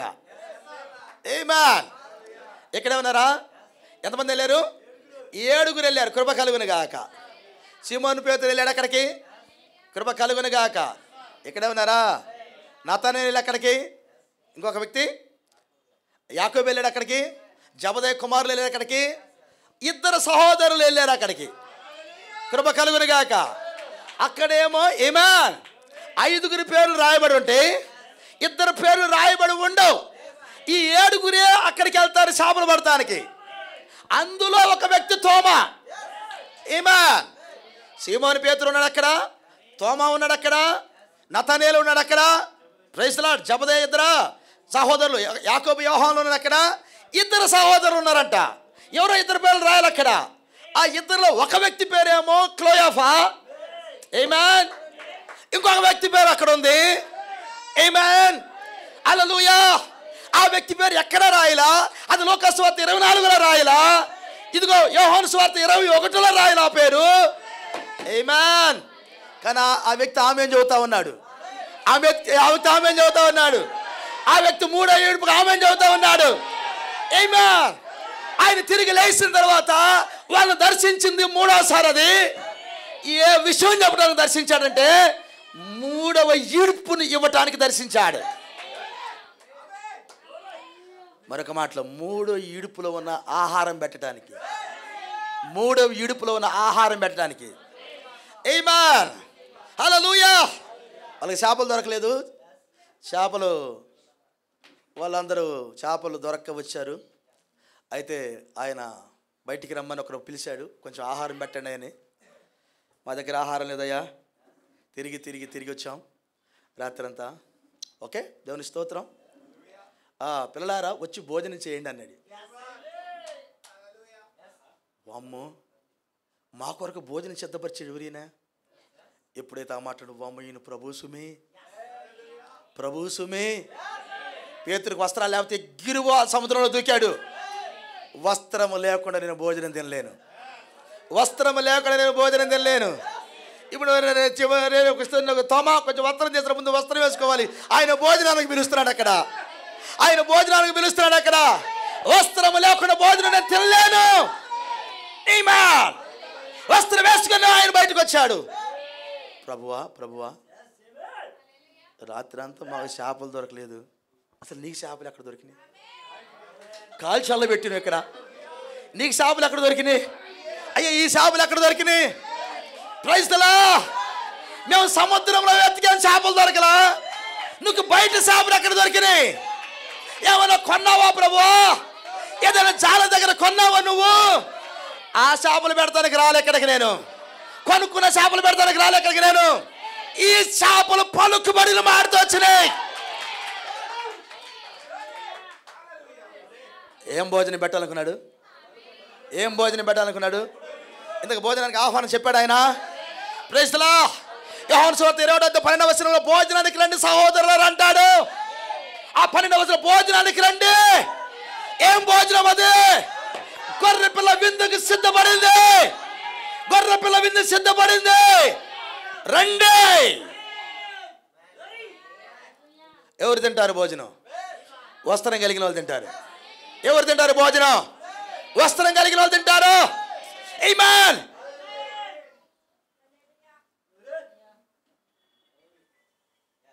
ఎవరు తిన్నారు? మత్తయి సువార్త 22 అధ్యాయాలు చెప్పాడు ఆయన. వస్త్రం ఉన్నవాడే ఈ భోజనం చేయాలి. సహోదరుడు వస్త్రం లేకుండా లోపలికి కట్టొచ్చా? ఎవరు రానిచ్చారు లోపలికి? నేను పాస్టర్ అబ్రహం గారు ఏమన్నా మీ చుట్టమా? చుట్టం అనుకునిచ్చా లోపలికి? మరి ఏంది వస్త్రం ఏది? ప్రైజ్లా వస్త్రమే సహోదరుడా. అర్థమవుతుందా నా మాట? అన్నాడు. నా మాట అర్థమవుతుంది నీకు? అర్థమవుతుంది. వస్త్రం ఏది? వస్త్రం ఏదే? క్రియలై సహోదరుడా. ఈ భోజనం తింటాను క్రియలై, వాక్యపు క్రియలై. ఆదివారం రోజున భోజనం తింటాను వాక్యపు క్రియలై. మర్చిపోవద్దు, ఇక్కడికి వచ్చిన వారు వాక్యపు క్రియలు చేయకుండా ఇక్కడికి వచ్చి భోజనం తినవు నువ్వు. భోజనం తినవు నువ్వు. భోజనం పెట్టే విందుశాల ఇదే. విందుశాల ఇదే. ఈ విందుశాలలో భోజనం తినాలంటే వస్తు నువ్వు వస్త్రంతో రావాలి. ఎప్పుడు నీకు వస్త్రం వస్తుంది?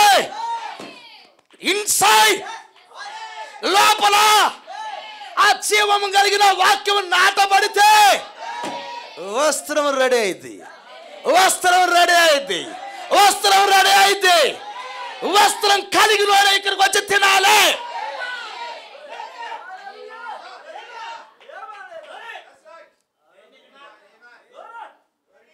ఒకవేళ వస్త్రం లేకుండా ఇక్కడికి వస్తే నువ్వు నా ముఖం చూసి వెళ్తావు. నేను అబ్రహం గారి ఫ్రెండ్నండి, కుదరదండి. పక్కింటోనండి నేను, కుదరదండి. మా ఊరు పక్కనే అండి, ఆ ఊరు కూడా కుదరదండి. ఇంకో మాట చెప్పని, నేను కూడా తింటాను, కుదరదండి. ఇంకా మీకు కూడా కాదు, నాకు కూడా అండి. ఎందుకంటే ఎవడు తినాలని విందును ఏముండాలి? వస్త్రం ఉండాలండి. అంతే అంతే సార్. అది ఇక్కడ మోమాటాలు లేవు సార్. ఇక్కడ మోమాటాలు అసలు లేవు. ఎందుకు వచ్చిన బాధలు, చర్చికి వెళ్దాం అటు కుదరదండి. అటు రావద్దండి అసలు. వస్త్రంతో రండి ఇక్కడికి, కలిసి భోజనం చేద్దాం. Praise the Lord. కలిసి భోజనం చేద్దాం అయ్యా, కలిసి భోజనం చేద్దాం. ఒకవేళ వస్త్రం లేకపోతే ఆయన అన్నాడు వస్త్రం కొనుక్కోయ్యా అన్నాడా? కత్తి లేనివాడు కత్తిని కొనుక్కో, వస్త్రం లేనివాడు ఆ చికాగో బాయ్ వచ్చే అమ్మాయి చెప్పింది అదే. నేను వచ్చేలోపు వస్త్రాన్ని కొనుక్కో, నేను వచ్చేలోపు వస్త్రాన్ని కొనుక్కో. ఈమె ఇప్పుడు సంచి లేకపోయినా సంచి కొనాలి, ఖడ్గం లేకపోయినా ఖడ్గం కొనాలి, వస్త్రం లేకపోయినా వస్త్రం కొనాలి. ఓరికి బొమ్మల్లోకి వచ్చి కూర్చుంటే కాదు, ఇక్కడ తినటానికి రండి ఇక్కడికి. Praise the Lord. వాడు నాకు మొక్కే లేదు పాస్టర్ గారు. ఆ పక్కన జోనాకు మొక్కేసిన నాకు మొక్కే లేదు పాస్టర్ గారు. ఇది మొక్కల వ్యవహారం కాదు, ఇది కృప కలుగును గాక. ఇక్కడే ఉన్నారా? ఇక్కడ తినటానికి రావాలి, వస్త్రం కలిగి తినటానికి రావాలి. దేవుడు మిమ్మల్ని దీవించిన గాక. ప్రకటన 10:1 ఆయన ఒక వస్త్రం ధరించుకొని వస్తున్నాడు. భోజనం పెట్టడానికే వస్త్రం ఉంది, మరి తినేవాడికి నీకు ఉండొద్దా? మనం ఇప్పుడు వెళ్తున్నాం అక్కడికి. నా మాటలు ముగిస్తున్నాను. దేవుడు మిమ్మల్ని దీవించిన గాక. వధువులో తలరాయి, ఈ మాట మిమ్మల్ని సంఘ శాఖల నుంచి పూర్తిగా వేరు చేసింది. మీ ఊర్లో ఎన్ని చర్చిలో నీకు సంబంధమో లేదు, కంగారు పడకు.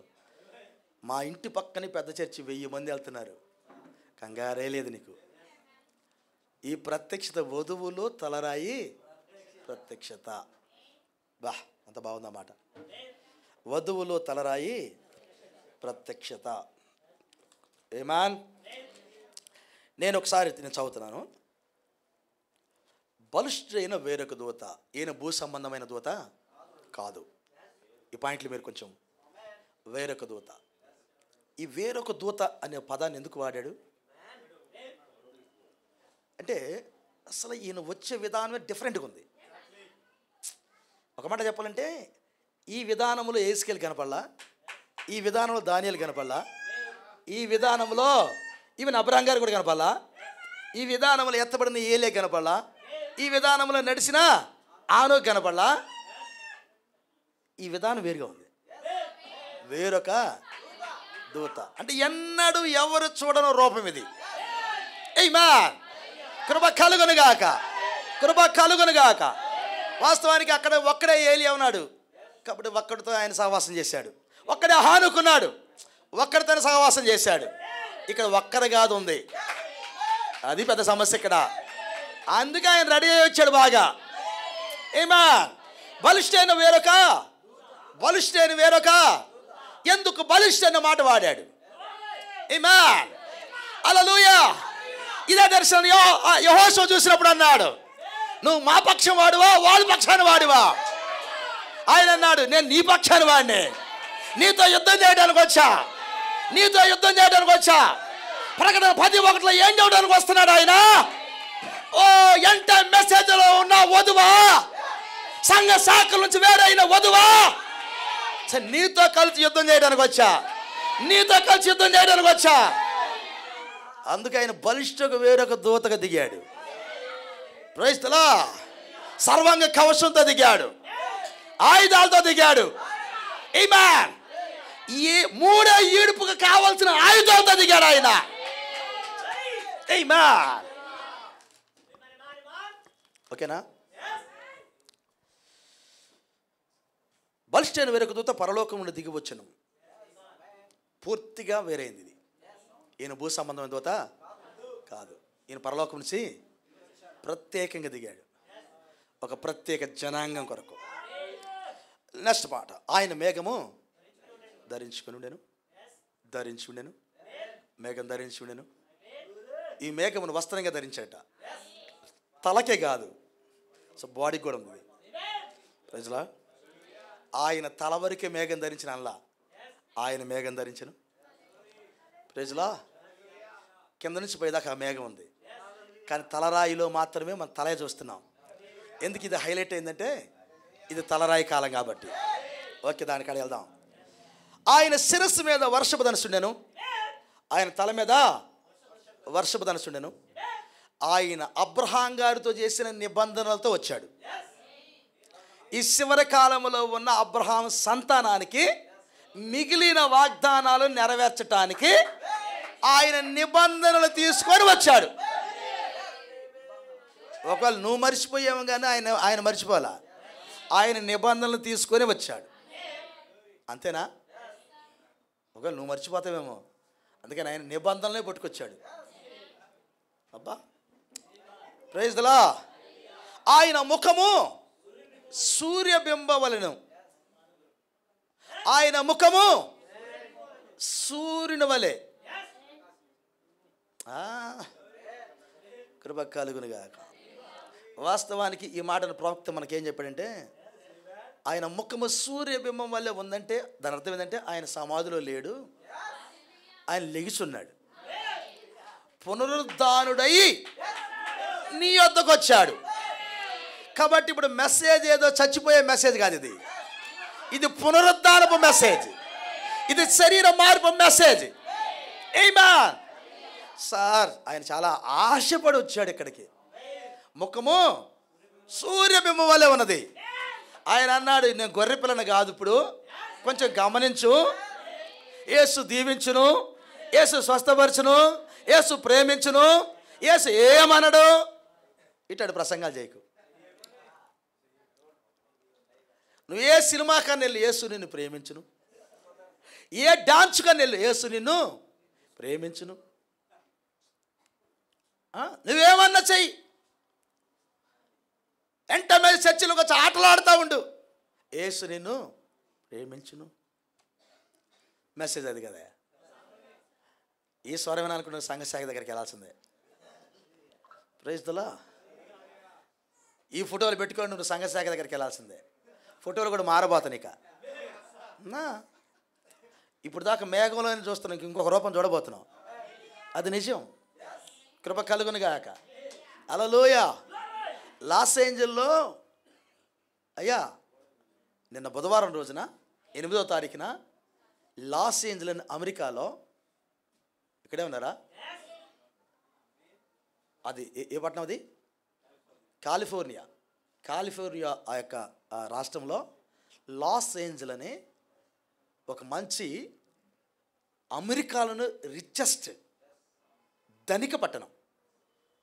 అందగత్తెలు అందగాళ్ళు సినీ తారలు ఉండే పట్టణం. దాన్ని హాలీవుడ్ అని ఆ కాలిఫోర్నియాలో ఆ కొండ మీద పెద్ద అక్షరాలతో హాలీవుడ్ అని ఉంటుంది.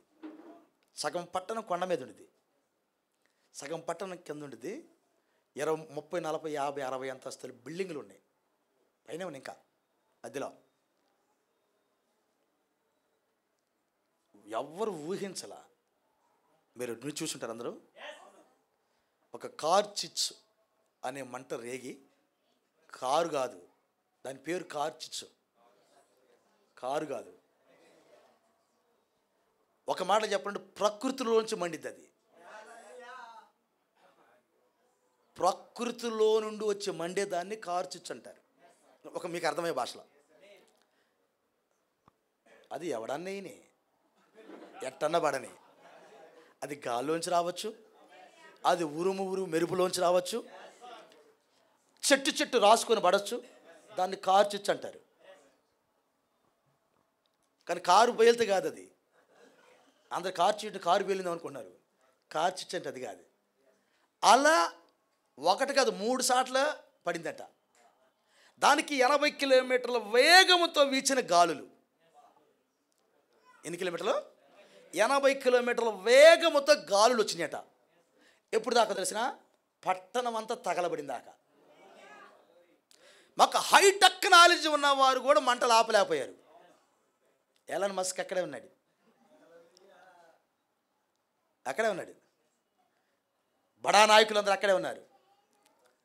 ఆయా రాష్ట్రాల్లోంచి అగ్నిమాపక సిబ్బంది ఉండే కదా, మంటలు ఆరిపోవాలి అంటారు కదా, అవన్నీ వచ్చినాయి అక్కడికి. ఆగల.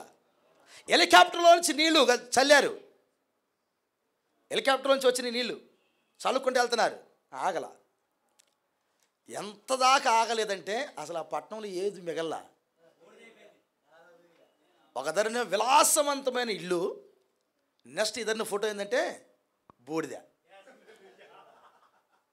ఇల్లుగానే ఉన్న బూడిద, కట్టు బట్టలతో ఉరకటమే, ఇంక లోపల ఏం తీసుకోవడం లేదు. చూడండి ఒకసారి మీరు అన్నీ కట్టు బట్టలతో రావటం. మీకు సంగతి తెలిసిన ఈ లాస్ ఏంజల్ గురించి ప్రవక్త విలియం మ్యారియన్ గారు ప్రవచించారు. ఈ కాల ప్రవక్త ప్రవచించాడు. ఈ పట్టణము ఆ సముద్రంలో కలిసిపోతుంది. చూడండి, ఈరోజు ఈ బూడిదంతా పోయి కలుస్తుంది లోపల ఒక కోణంలో. అది సముద్రానికి పక్కకే ఉంది ఆ పట్టణం. బూడిదే. 5, 6 జనాలు కూడా చనిపోయారు. మిగతా వాళ్ళందరూ కారులు, విలాసవంతమైన కార్లు, విలాసవంతమైన ఇల్లు. కనీసం దాని అంచనా ఇప్పుడు 20 లక్షల కోట్లకు 30 లక్షల కోట్లకు పోతుంది. 12 లక్షల కోట్లు అంచనా వేశారు ఆల్రెడీ. అది 2 రెట్లు 3 రెట్లు పెరగొచ్చు అంటున్నారు. అంటే 20-30 లక్షల కోట్లు ఆ పట్టణం యొక్క ఆస్తి. బూడిద. ఈ పట్టణము నాశనం అవుతుందని ఈ కాల ప్రవక్త, మనము నమ్మిన ప్రవక్త, మనకు వర్తమానం తెచ్చిన ప్రవక్త విలియం మ్యారియన్ బ్రనహాం గారు ప్రవచనం చెప్పాడు. వినలేదు. దానికి వాళ్ళు కాలిపోయే ముందుగానే ఒక హాలీవుడ్ స్టార్స్ ఒక మీటింగ్ జరిగింది. ఆ మీటింగ్లో ఒక యాంకరు ఇలా చెప్పింది. ఏమని చెప్పింది తెలిసిన? ఈ సిటీ ఏం సిటీ ఆమె మాట్లాడుతుంది. వాళ్ళు ఆనందాలు మునిగి తేలారనమాట. అప్పుడు ఒక మాట్లాడింది, ఈ సిటీ గురించి, ఇది గాడ్లెస్ సిటీ అంది. ఇది దేవుడు లేని పట్టణం. ఇక్కడ పెద్ద ఆశ్చర్యం ఏమీ లేదు ఏది జరిగినా. ఆమంది, నా దగ్గర ఆ క్లిప్ ఉంది. ఇది గాడ్లెస్ సిటీ, ఇది దేవుడు లేని పట్టణము, విశేషమేమి లేదు ఏది జరిగినా. అది అమంది. విశేషమేమి, ఆశ్చర్యమేమి లేదు.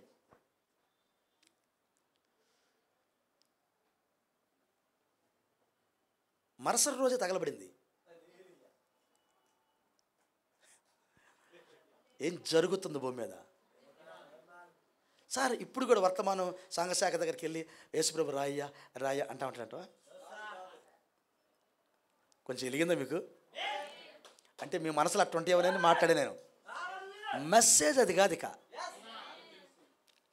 బలిష్ఠకు దూత భూమి మీదకి దిగాడా? అందరి కోసము కాదు అయ్యా. ఇవన్నీ నీ విశ్వాసం పెంచడానికి జరుగుతున్నాయి, ప్రవచనాలు నెరవేర్పేది. ఓకే, ఆయన పాదములు అగ్ని స్తంభం వల్ల ఉండెను, ఆయన చేతిలో విప్పబడిన చిన్న పుస్తకము. ఇది మన ఆహారం, ఇదే మన ఆహారం. వస్త్రం లేకుండా దీన్ని తినలేవు నువ్వు. Praise the Lord. ఇక్కడ ప్రకటన 10:1 రావాలని నీకు వస్త్రం కావాలి. ఎందుకంటే ఇక్కడ భోజనం రెడీ అయి వచ్చింది. ఆయన చేతిలో విప్పబడిన చిన్న పుస్తకం ఉండెను, ఇది మన ఆహారమైనది. ఒక పాదం భూమి మీద, ఒక పాదం సముద్రం మీద ఉండెను లేదా మోపెను. Praise the lord. ఎందుకు? ఈ ఆహారము అందరికీ కాదు. ఒక కాలు సముద్రం మీద, ఒక కాలు మతాల మీద. Praise the Lord. ఈ సంఘ శాఖల మీద ఒక కాలు ఉన్నది. సముద్రం అనగా ఇక రాజకీయం మీద, మతం మీద ఒక కాలు ఉంది, రాజకీయాల మీద ఒక కాలు ఉంది. వాళ్ళకి కాదు ఆహారం. వేరు అయిన ప్రత్యేకింపబడిన ఈ మహావేశ ఉనికి నుంచి వేరు చేయబడిన ఒక వధువుకి ఆహారం కొరకు రెడీ చేశాడు. మనందరికీ తెలిసి సింహం గర్జించిందంటే ఆహారం రెడీ చేస్తేనే. హల్లెలూయా. తన పిల్లలకు, ఆ కోనలకు, ఆ సింహము కోనలకు ఆహారం దొరికిందని చెప్పడానికే ఆ తల్లి సింహము కేక వేస్తుంది. ఆమేన్. సింహము గర్జించినట్లు గొప్ప శబ్దంతో ఆర్భటించెను. అసలు ఆయన దిగొచ్చే విధానం ఏంటి? ఆర్భాటంతోను, ప్రధాన శబ్దంతోను, దేవుని బోరతోను. ప్రభువు ఎక్కడి నుంచి? పరలోకం నుండి ప్రభువు దిగొచ్చినప్పుడు ఏం జరిగింది? ఇక్కడేం జరుగుతుంది? ప్రకటన 10:1 ఏం జరుగుతుంది? ఆర్భాటం జరుగుతుంది. ఒక మెసేజ్ కొరకు ఆర్భాటం జరుగుతుంది. తన పిల్లలను గ్యాదర్ చేయడానికి ఆర్భాటం జరుగుతుంది. తన పిల్లలను బయటికి పిలవటానికి ఆర్భాటం జరుగుతుంది. ఆయన ఆర్భటించినప్పుడు 7 ఉరుములు ఎందుకు వాటి అన్నాడు. Praise the lord. 7 ఉరుములు అంటే ఏ ఉరుముకి ఆ ఊరుకు ప్రత్యేకత ఉంది. ఆమేన్. హల్లెలూయా. ఇక ఇలా అనొచ్చా? ఏ ఉరుముకి ఆ ఉరుముకి ప్రత్యేకత ఉంది. వాస్తవానికి కృప కలుగును గాక. నీ దగ్గర ఉరుముతుంది 7వ ఉరుము, అంతేనా? కానీ విషయం ఏంటంటే ఈ ఉరుములోనూ 6 ఉరుములు కూడా ఉన్నాయి. ఆమేన్. వాటి శబ్దములు. ఒకవేళ ఎగైనా పలకపోతే అన్యాయం చేస్తాయి నీకు. వాటి డ్యూటీ చేస్తున్నాయి. వాటి శబ్దములు ఎవరినేదానికి? ఆమేన్. ఎంత బాగుంది మాట. వాటి శబ్దములు పలికెను ఎవరు వినేదానికి.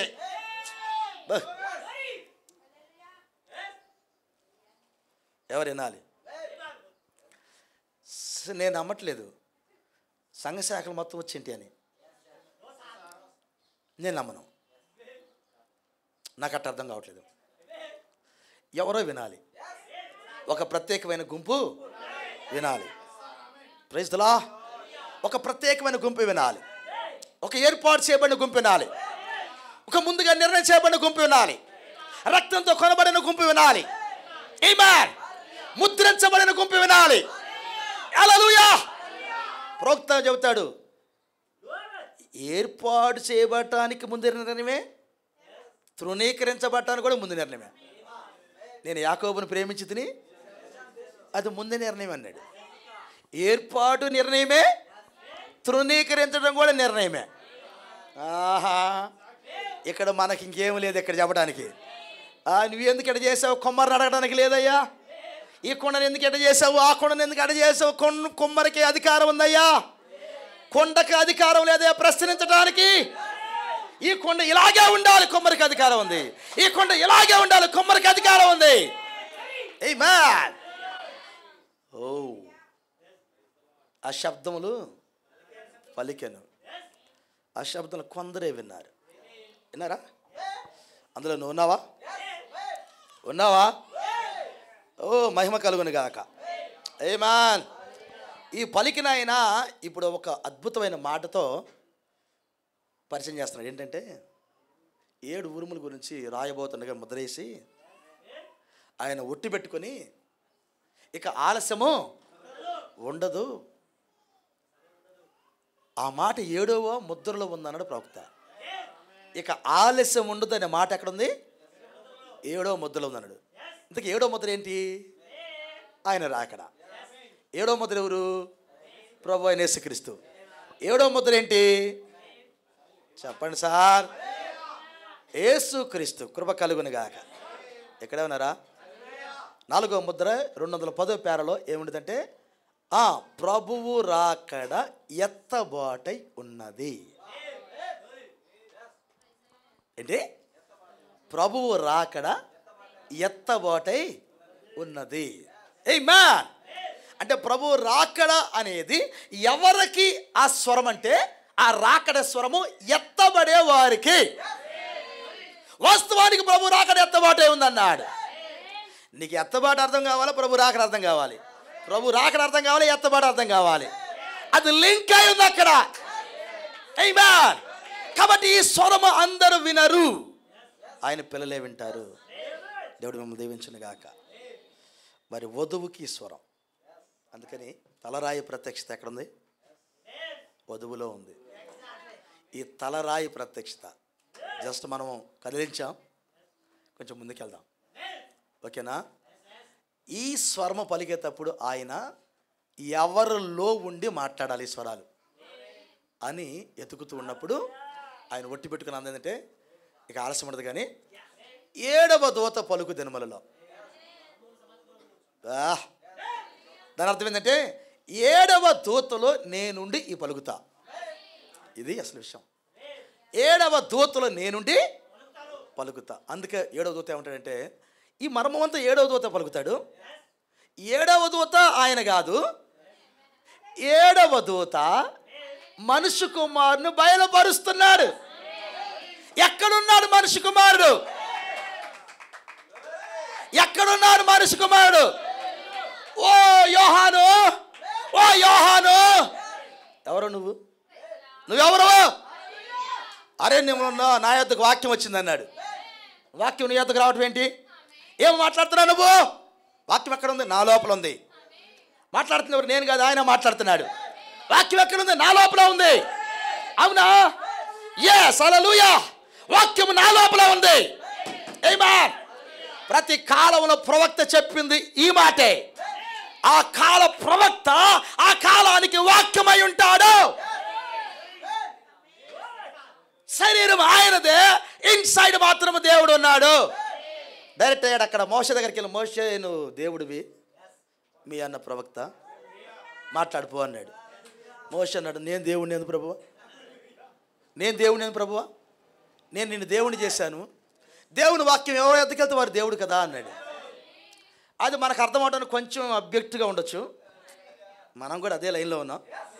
కొంచెం అబ్జెక్ట్గా ఉండొచ్చు. అమ్మో ఎంత మాట చెప్పుకుంటారు చూడు వాళ్ళు అనొచ్చు, కానీ వాళ్ళకి కాదులే. ఇది తలరాయి ప్రత్యక్షత వధువులో మాత్రమే, శరీరంలో ఉన్న వారికి మాత్రమే. ఆ క్రీస్తు శరీరంలో ఉన్న వారికే, అతుకుబడిన అవయవాలకే, తయారైన అవయవాలకే. అందరూ వచ్చి ఏకల తోకలు పెట్టుకుని కుదరదు. ఇక్కడ అవయము తయారై రావాలి బయటికి. ఆ అవయము తయారై బయటకు వస్తే చెయ్యి, ఈ చెయ్యికి అది. కాలు బయటకు వస్తే కాలుకది, చెవు బయటకు వస్తే చెవుకది. ఆ అవయము తయారై వచ్చిన అవయవానికి ఈ బయలుపాటు కానీ ఏకలు పెట్టుకున్నవాడికి తోకలు పెట్టుకున్నవాడికి కాదు. ఇది దేవుడు మనం దీవించరు కాక. ఓకేనా? వధువులో తలరాయి, అది తలరాయి భూమి మీద ఉన్నది. ఆ కారణం చేత పిరమిడ్కి తలరాయి, గీజా పిరమిడ్కి తలరాయి పెట్టలేదు ఎవరు? ఆనకు. మీరు డాలర్ అనేది ఒకటి చూస్తే, డాలర్, అమెరికా డాలర్, ఇప్పుడు ప్రపంచాన్ని ఏళ్తున్న డాలర్, దానికి ఒక పిరమిడ్ ఒక దాని ఉండిద్ది, దానికి కూడా తలరాయి లేదు. దానికి ఒక కన్ను ఉండిద్ది, అది నీకెళ్ళి చూస్తూ ఉండిద్ది, నాకెళ్ళి చూస్తూ ఉండిద్ది. చదవండి, దానికి ఉండిద్ది ఒక కన్ను, దానికి ఒక కన్ను ఉండిద్ది.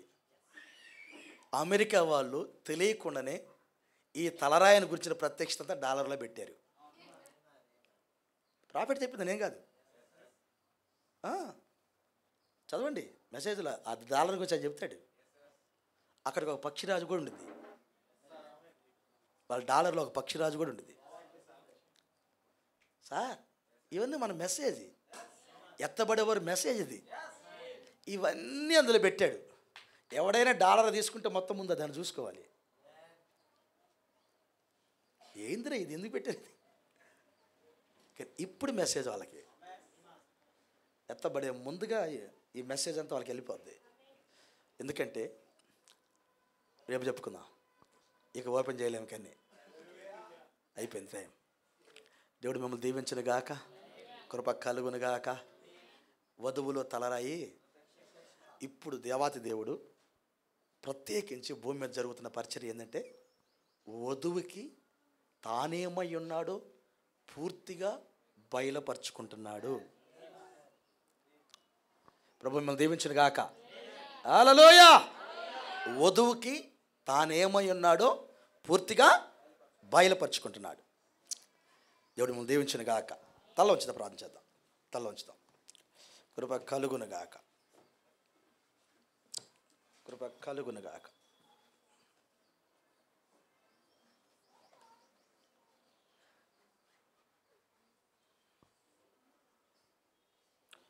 వధువుకు తానేమైనడు బయలుపరుచుకుంటున్నాడు. ఎస్, ఒకవేళ వధువు అయితే సహోదరుడా, సహోదరి, నేను ఖచ్చితంగా ఆయన సరిచేయాలి. తలరాయిని ప్రత్యక్షతను నీకు అందించే ముందుగా ఆ శరీరంలో నువ్వు మరి అంటుకట్టబడ్డావని చెప్పాడు మనకి. ఎస్, మనం ఆ శరీరంలో భాగమై ఉన్నాం. అవును, ఆ కారణం చేత ఈ విషయాలన్నీ వినగలుగుతున్నాం. కానీ గమనించు, ఈ తలరాయిగా ఆయన క్రీస్తు దిగొచ్చాడు. ఆ మేఘం ఎవరో కాదు, క్రీస్తే. స్వయంగా ప్రవక్త చెప్పాడు, ఆ మేఘం ఎవరో కాదు, క్రీస్తే. రెండవ రాకడ గురుతులతో సూచనలతో మెసేజ్ ఉంది. అది వధువుకు సిద్ధపాటు. ఆ మేఘంలో ఉన్నది క్రీస్తే. బలిష్ఠకు దూతకు వచ్చాడు, ఒక ప్రత్యేకమైన గుంపుకి తాను ఎవరో పూర్తిగా బయలుపరచుకోవడానికి. ఒకవేళ ఈ మధ్యాహ్న వేళలో మరి నువ్వుగా అందులో భాగమై ఉంటే, దేవుడిని దీవించుగాక, దేవుడిని దీవించుగాక. వస్త్రం కలిగి ఆ తెచ్చిన చిన్న పుస్తకాన్ని తినండి. అది నీ శరీరాన్ని మార్చే ఆహారము, నీకు ఎత్తబాటునిచ్చే ఆహారం, నీ స్వభావాన్ని మార్చే ఆహారం, నిన్ను ఆవలిగట్టుకు తీసుకెళ్ళే ఆహారం. ఆయన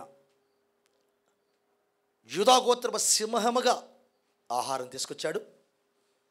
ఆ 7 ముద్రల్లో ఆ విప్పబడిన పుస్తకములో ఉన్న ఆహారం తినండి, సమృద్ధిగా తినండి, ఎత్తబాటుకు సిద్ధపడండి. ప్రభు మిమ్మల్ని దీవించునుగాక, ప్రభు మిమ్మల్ని దీవించునుగాక, ప్రభు కృప మీకు తోడుగుడునుగాక.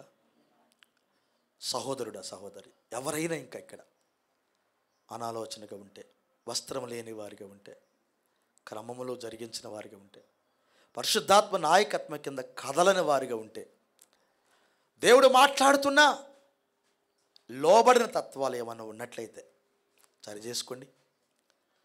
పోరాటానికి రండి. పాపానికి రాజీ పడకాకండి. చిన్న పాపమైన భూతద్దములో చూడండి, దాన్ని రిమూవ్ చేయండి. వాక్యానికి సపోర్ట్ చేయండి. ఆ మెల్లనైన స్వరం నిత్యం వింటూ ఉండండి. ఈ లోక క్రమము నుంచి పూర్తిగా వేరుకండి. మిమ్మలను, మీ బిడ్డలను వాక్యంలోనూ భద్రపరచుకోండి. సంగమా, మనము క్షణాల్లో వేరైపోయాం. టైం ఇది. లోతు భార్య లోతమ్మ క్షణములోని ఉపస్తంభమైంది. ఇప్పటిదాకా సంఘం అతనితోనే ఉంది. ఒకే ఒక్క క్షణంలో ఉపస్తంభమైంది. అవిశ్వాసం అంటే, వాక్యక్రమం లేకపోతే, ప్రత్యక్షత లేకపోతే, నా పరిస్థితి కూడా అదే. ఒక్క క్షణంలోనే మారిపోతాం. ఈ లోకంలోనికి కలిసిపోతావు నువ్వు. ఎంత ఏడ్చినా కానీ లోతమ్మ మరల శరీరం కాల. లోతమ్మ శరీరం కాల. అస్సయ్యను వదిలిపెట్టి లోతు వెళ్తానే ఉన్నాడు. నా భార్య ఒక్క క్షణంలోనే లోక ఆశలతో ఉప్పు స్తంభమైంది, అవిశ్వాసముతో ఉప్పు స్తంభమైంది. ఓ ప్రభు అదే హెచ్చరిక చేశాడు మనకి. లోతు భార్యని జ్ఞాపకం చేసుకోండి. నీ భార్య ఎలా ఉందో చూసుకో. నీ భర్త ఎలా ఉన్నాడో చూడు. నీ కుటుంబంలో నీ బిడ్డలు ఎలా ఉన్నారు? విశ్వాసంతో ఉన్నారా లేరా? వాక్యంతో ఉన్నారా లేరా? వారు వేసుకున్న పునాదులు వాక్యానికి సపోర్ట్ చేస్తున్నాయా, జారిపోయేటట్టు ఉన్నాయా? ఆలోచన చేయండి. ఆలోచన చేయండి. పాపమునకు నాయన నువ్వు సపోర్ట్ చేస్తే, శత్రువుకు నువ్వు సపోర్ట్ చేస్తే మరణమే మిగిలి ఉన్నది, ఇంకేం మిగలదు. అదే వాక్యానికి సపోర్ట్ చేస్తే జీవం మిగిలిద్ది. ఏది కావాలో కోరుకోండి. రెండు తలంపుల మధ్య ఉండగాకండి. రెండు తలంపుల మధ్య ఉండగాకండి. సంగమా, ఇది వేరే సమయం. ఇది వేరే సమయం. ఎత్తబాడాలంటే నువ్వు ఖచ్చితంగా లోకం నుంచి వేరవ్వాలి. ప్రతి అక్రమం నుంచి వేరవ్వాలి. ప్రభు కొరకు బహురోసంగా జీవించే సమయం ఇది. అజాగ్రత్తగా ఎవరు ఉండొద్దండి. అయ్యా, అర్థం కాని విషయాలు మమ్మల్ని అడగండి, ప్రభుని అడగండి.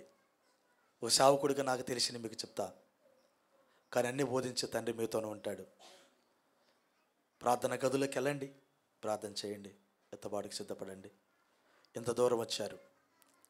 కాదేశ భార్య దగ్గర మన పితరులు చచ్చిపోయినట్టు ఎవరు చనిపోవద్దు. లోకానికి ఎవరు వెళ్ళొద్దు. కృప కొరకు వేడుకోండి, ప్రాధేయపడండి ప్రభుని. అర్థం కాని విషయాలు ఆయన అర్థం చేస్తాడు. తప్పక మిమ్మల్ని అవలకట్టుకు తీసుకెళ్తాడు. అలాంటి కృప దేవుడు మనకు అందించును గాక. ప్రార్థిద్దాం. ఒక మంచి తీర్మానం తీసుకొని వస్త్రము కలిగి ఈ భోజనం తినడానికి రెడీ అవుదాం. ఎత్తబాటునిచ్చే, ఎత్తబడే విశ్వాసమునిచ్చే ఈ భోజనాన్ని నిత్యం తిందాం, అవలగట్టుకు వెళ్ళేదానికి. అలాంటి కృప దేవుడు మనకు సమృద్ధిగా ఇచ్చునుగాక. అబలిష్టక దూత మనతో ఉండి చక్కని మార్గంలో ఆయన నడిపించునుగాక. ప్రార్థిద్దాం. నమ్మదగిన యేసయ్యా, పరిశుద్ధుడా, నీకు వందనాలు. ఈ యొక్క నేను ఉదయకాల సమయం నుండి మాతో మాట్లాడిన ప్రతి మాటకై స్తుతి స్తోత్రములు. స్వామి, వధువులో తలరాయి ప్రత్యక్షత. అవును, ఇది సంఘశాఖలో లేదయ్యా. ఇది మెసేజ్ సంఘశాఖ కాదు తండ్రి.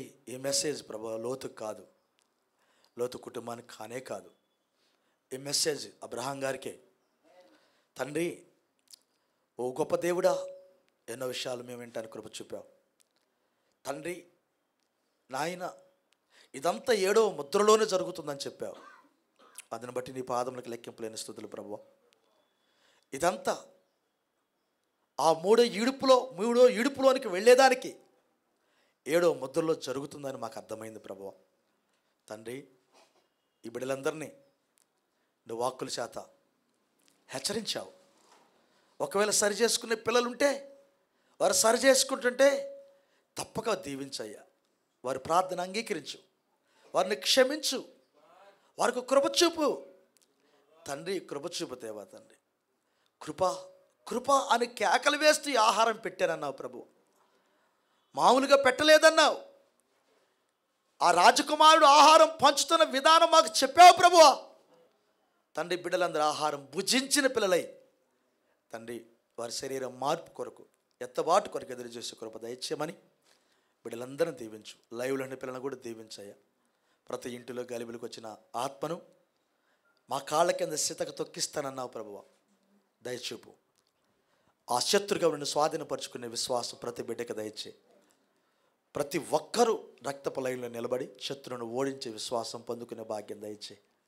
ప్రతి కుటుంబానికి అట్టి కృప చూపమని, కూడిన బిడ్డలను ఈ లైవ్లో ఎన్ని పిల్లలను కూడా దీవించమని, ఆశీర్వదించమని, ప్రతి మాట మాలో నూరంతలు ఫలింపచేయమని, ఈ విషయాలు ఇంకా ధ్యానించే కృప, ధ్యాన సమయాలు మాకు దయచేయమని ప్రభువా తండ్రి, ప్రతి ఒక్కరిని నీ రక్తం కిందకి తెస్తూ ఆ 7వ ముద్ర కింద మాకు జరుగుతున్న ఈ పరిచర్య, మాకు ఇస్తున్న ఈ ప్రత్యక్షతను ప్రభువా ప్రతి ఒక్కరు ప్రభువా ప్రతి దినం ప్రభువా ధ్యాన హృదయాలతో ప్రభువా నీతో సహవాసం చేస్తూ ఆ గొప్ప ఎత్తబాటుకు రెడీ అయ్యే కృప దయచేయమని, సమస్త ఘనత మహిమ ప్రభావాలను మీకే తెలియజేస్తూ యేసుక్రీస్తుని మీ నామం అడిగివచ్చున్నాము తండ్రి, ఆమేన్. మన తండ్రి అయిన ప్రభు అయిన యేసుక్రీస్తు కృప సమాధానం తల ఉంచిన మనకు ఈ లైవ్లైన దేవుని పిల్లలకు సకల పరిశుద్ధులకు ఆయన కొరకు జీవించడానికి తీర్మానం తీసుకున్న ప్రతి బిడ్డకు సదా తోడయుండి నడిపించునుగాక.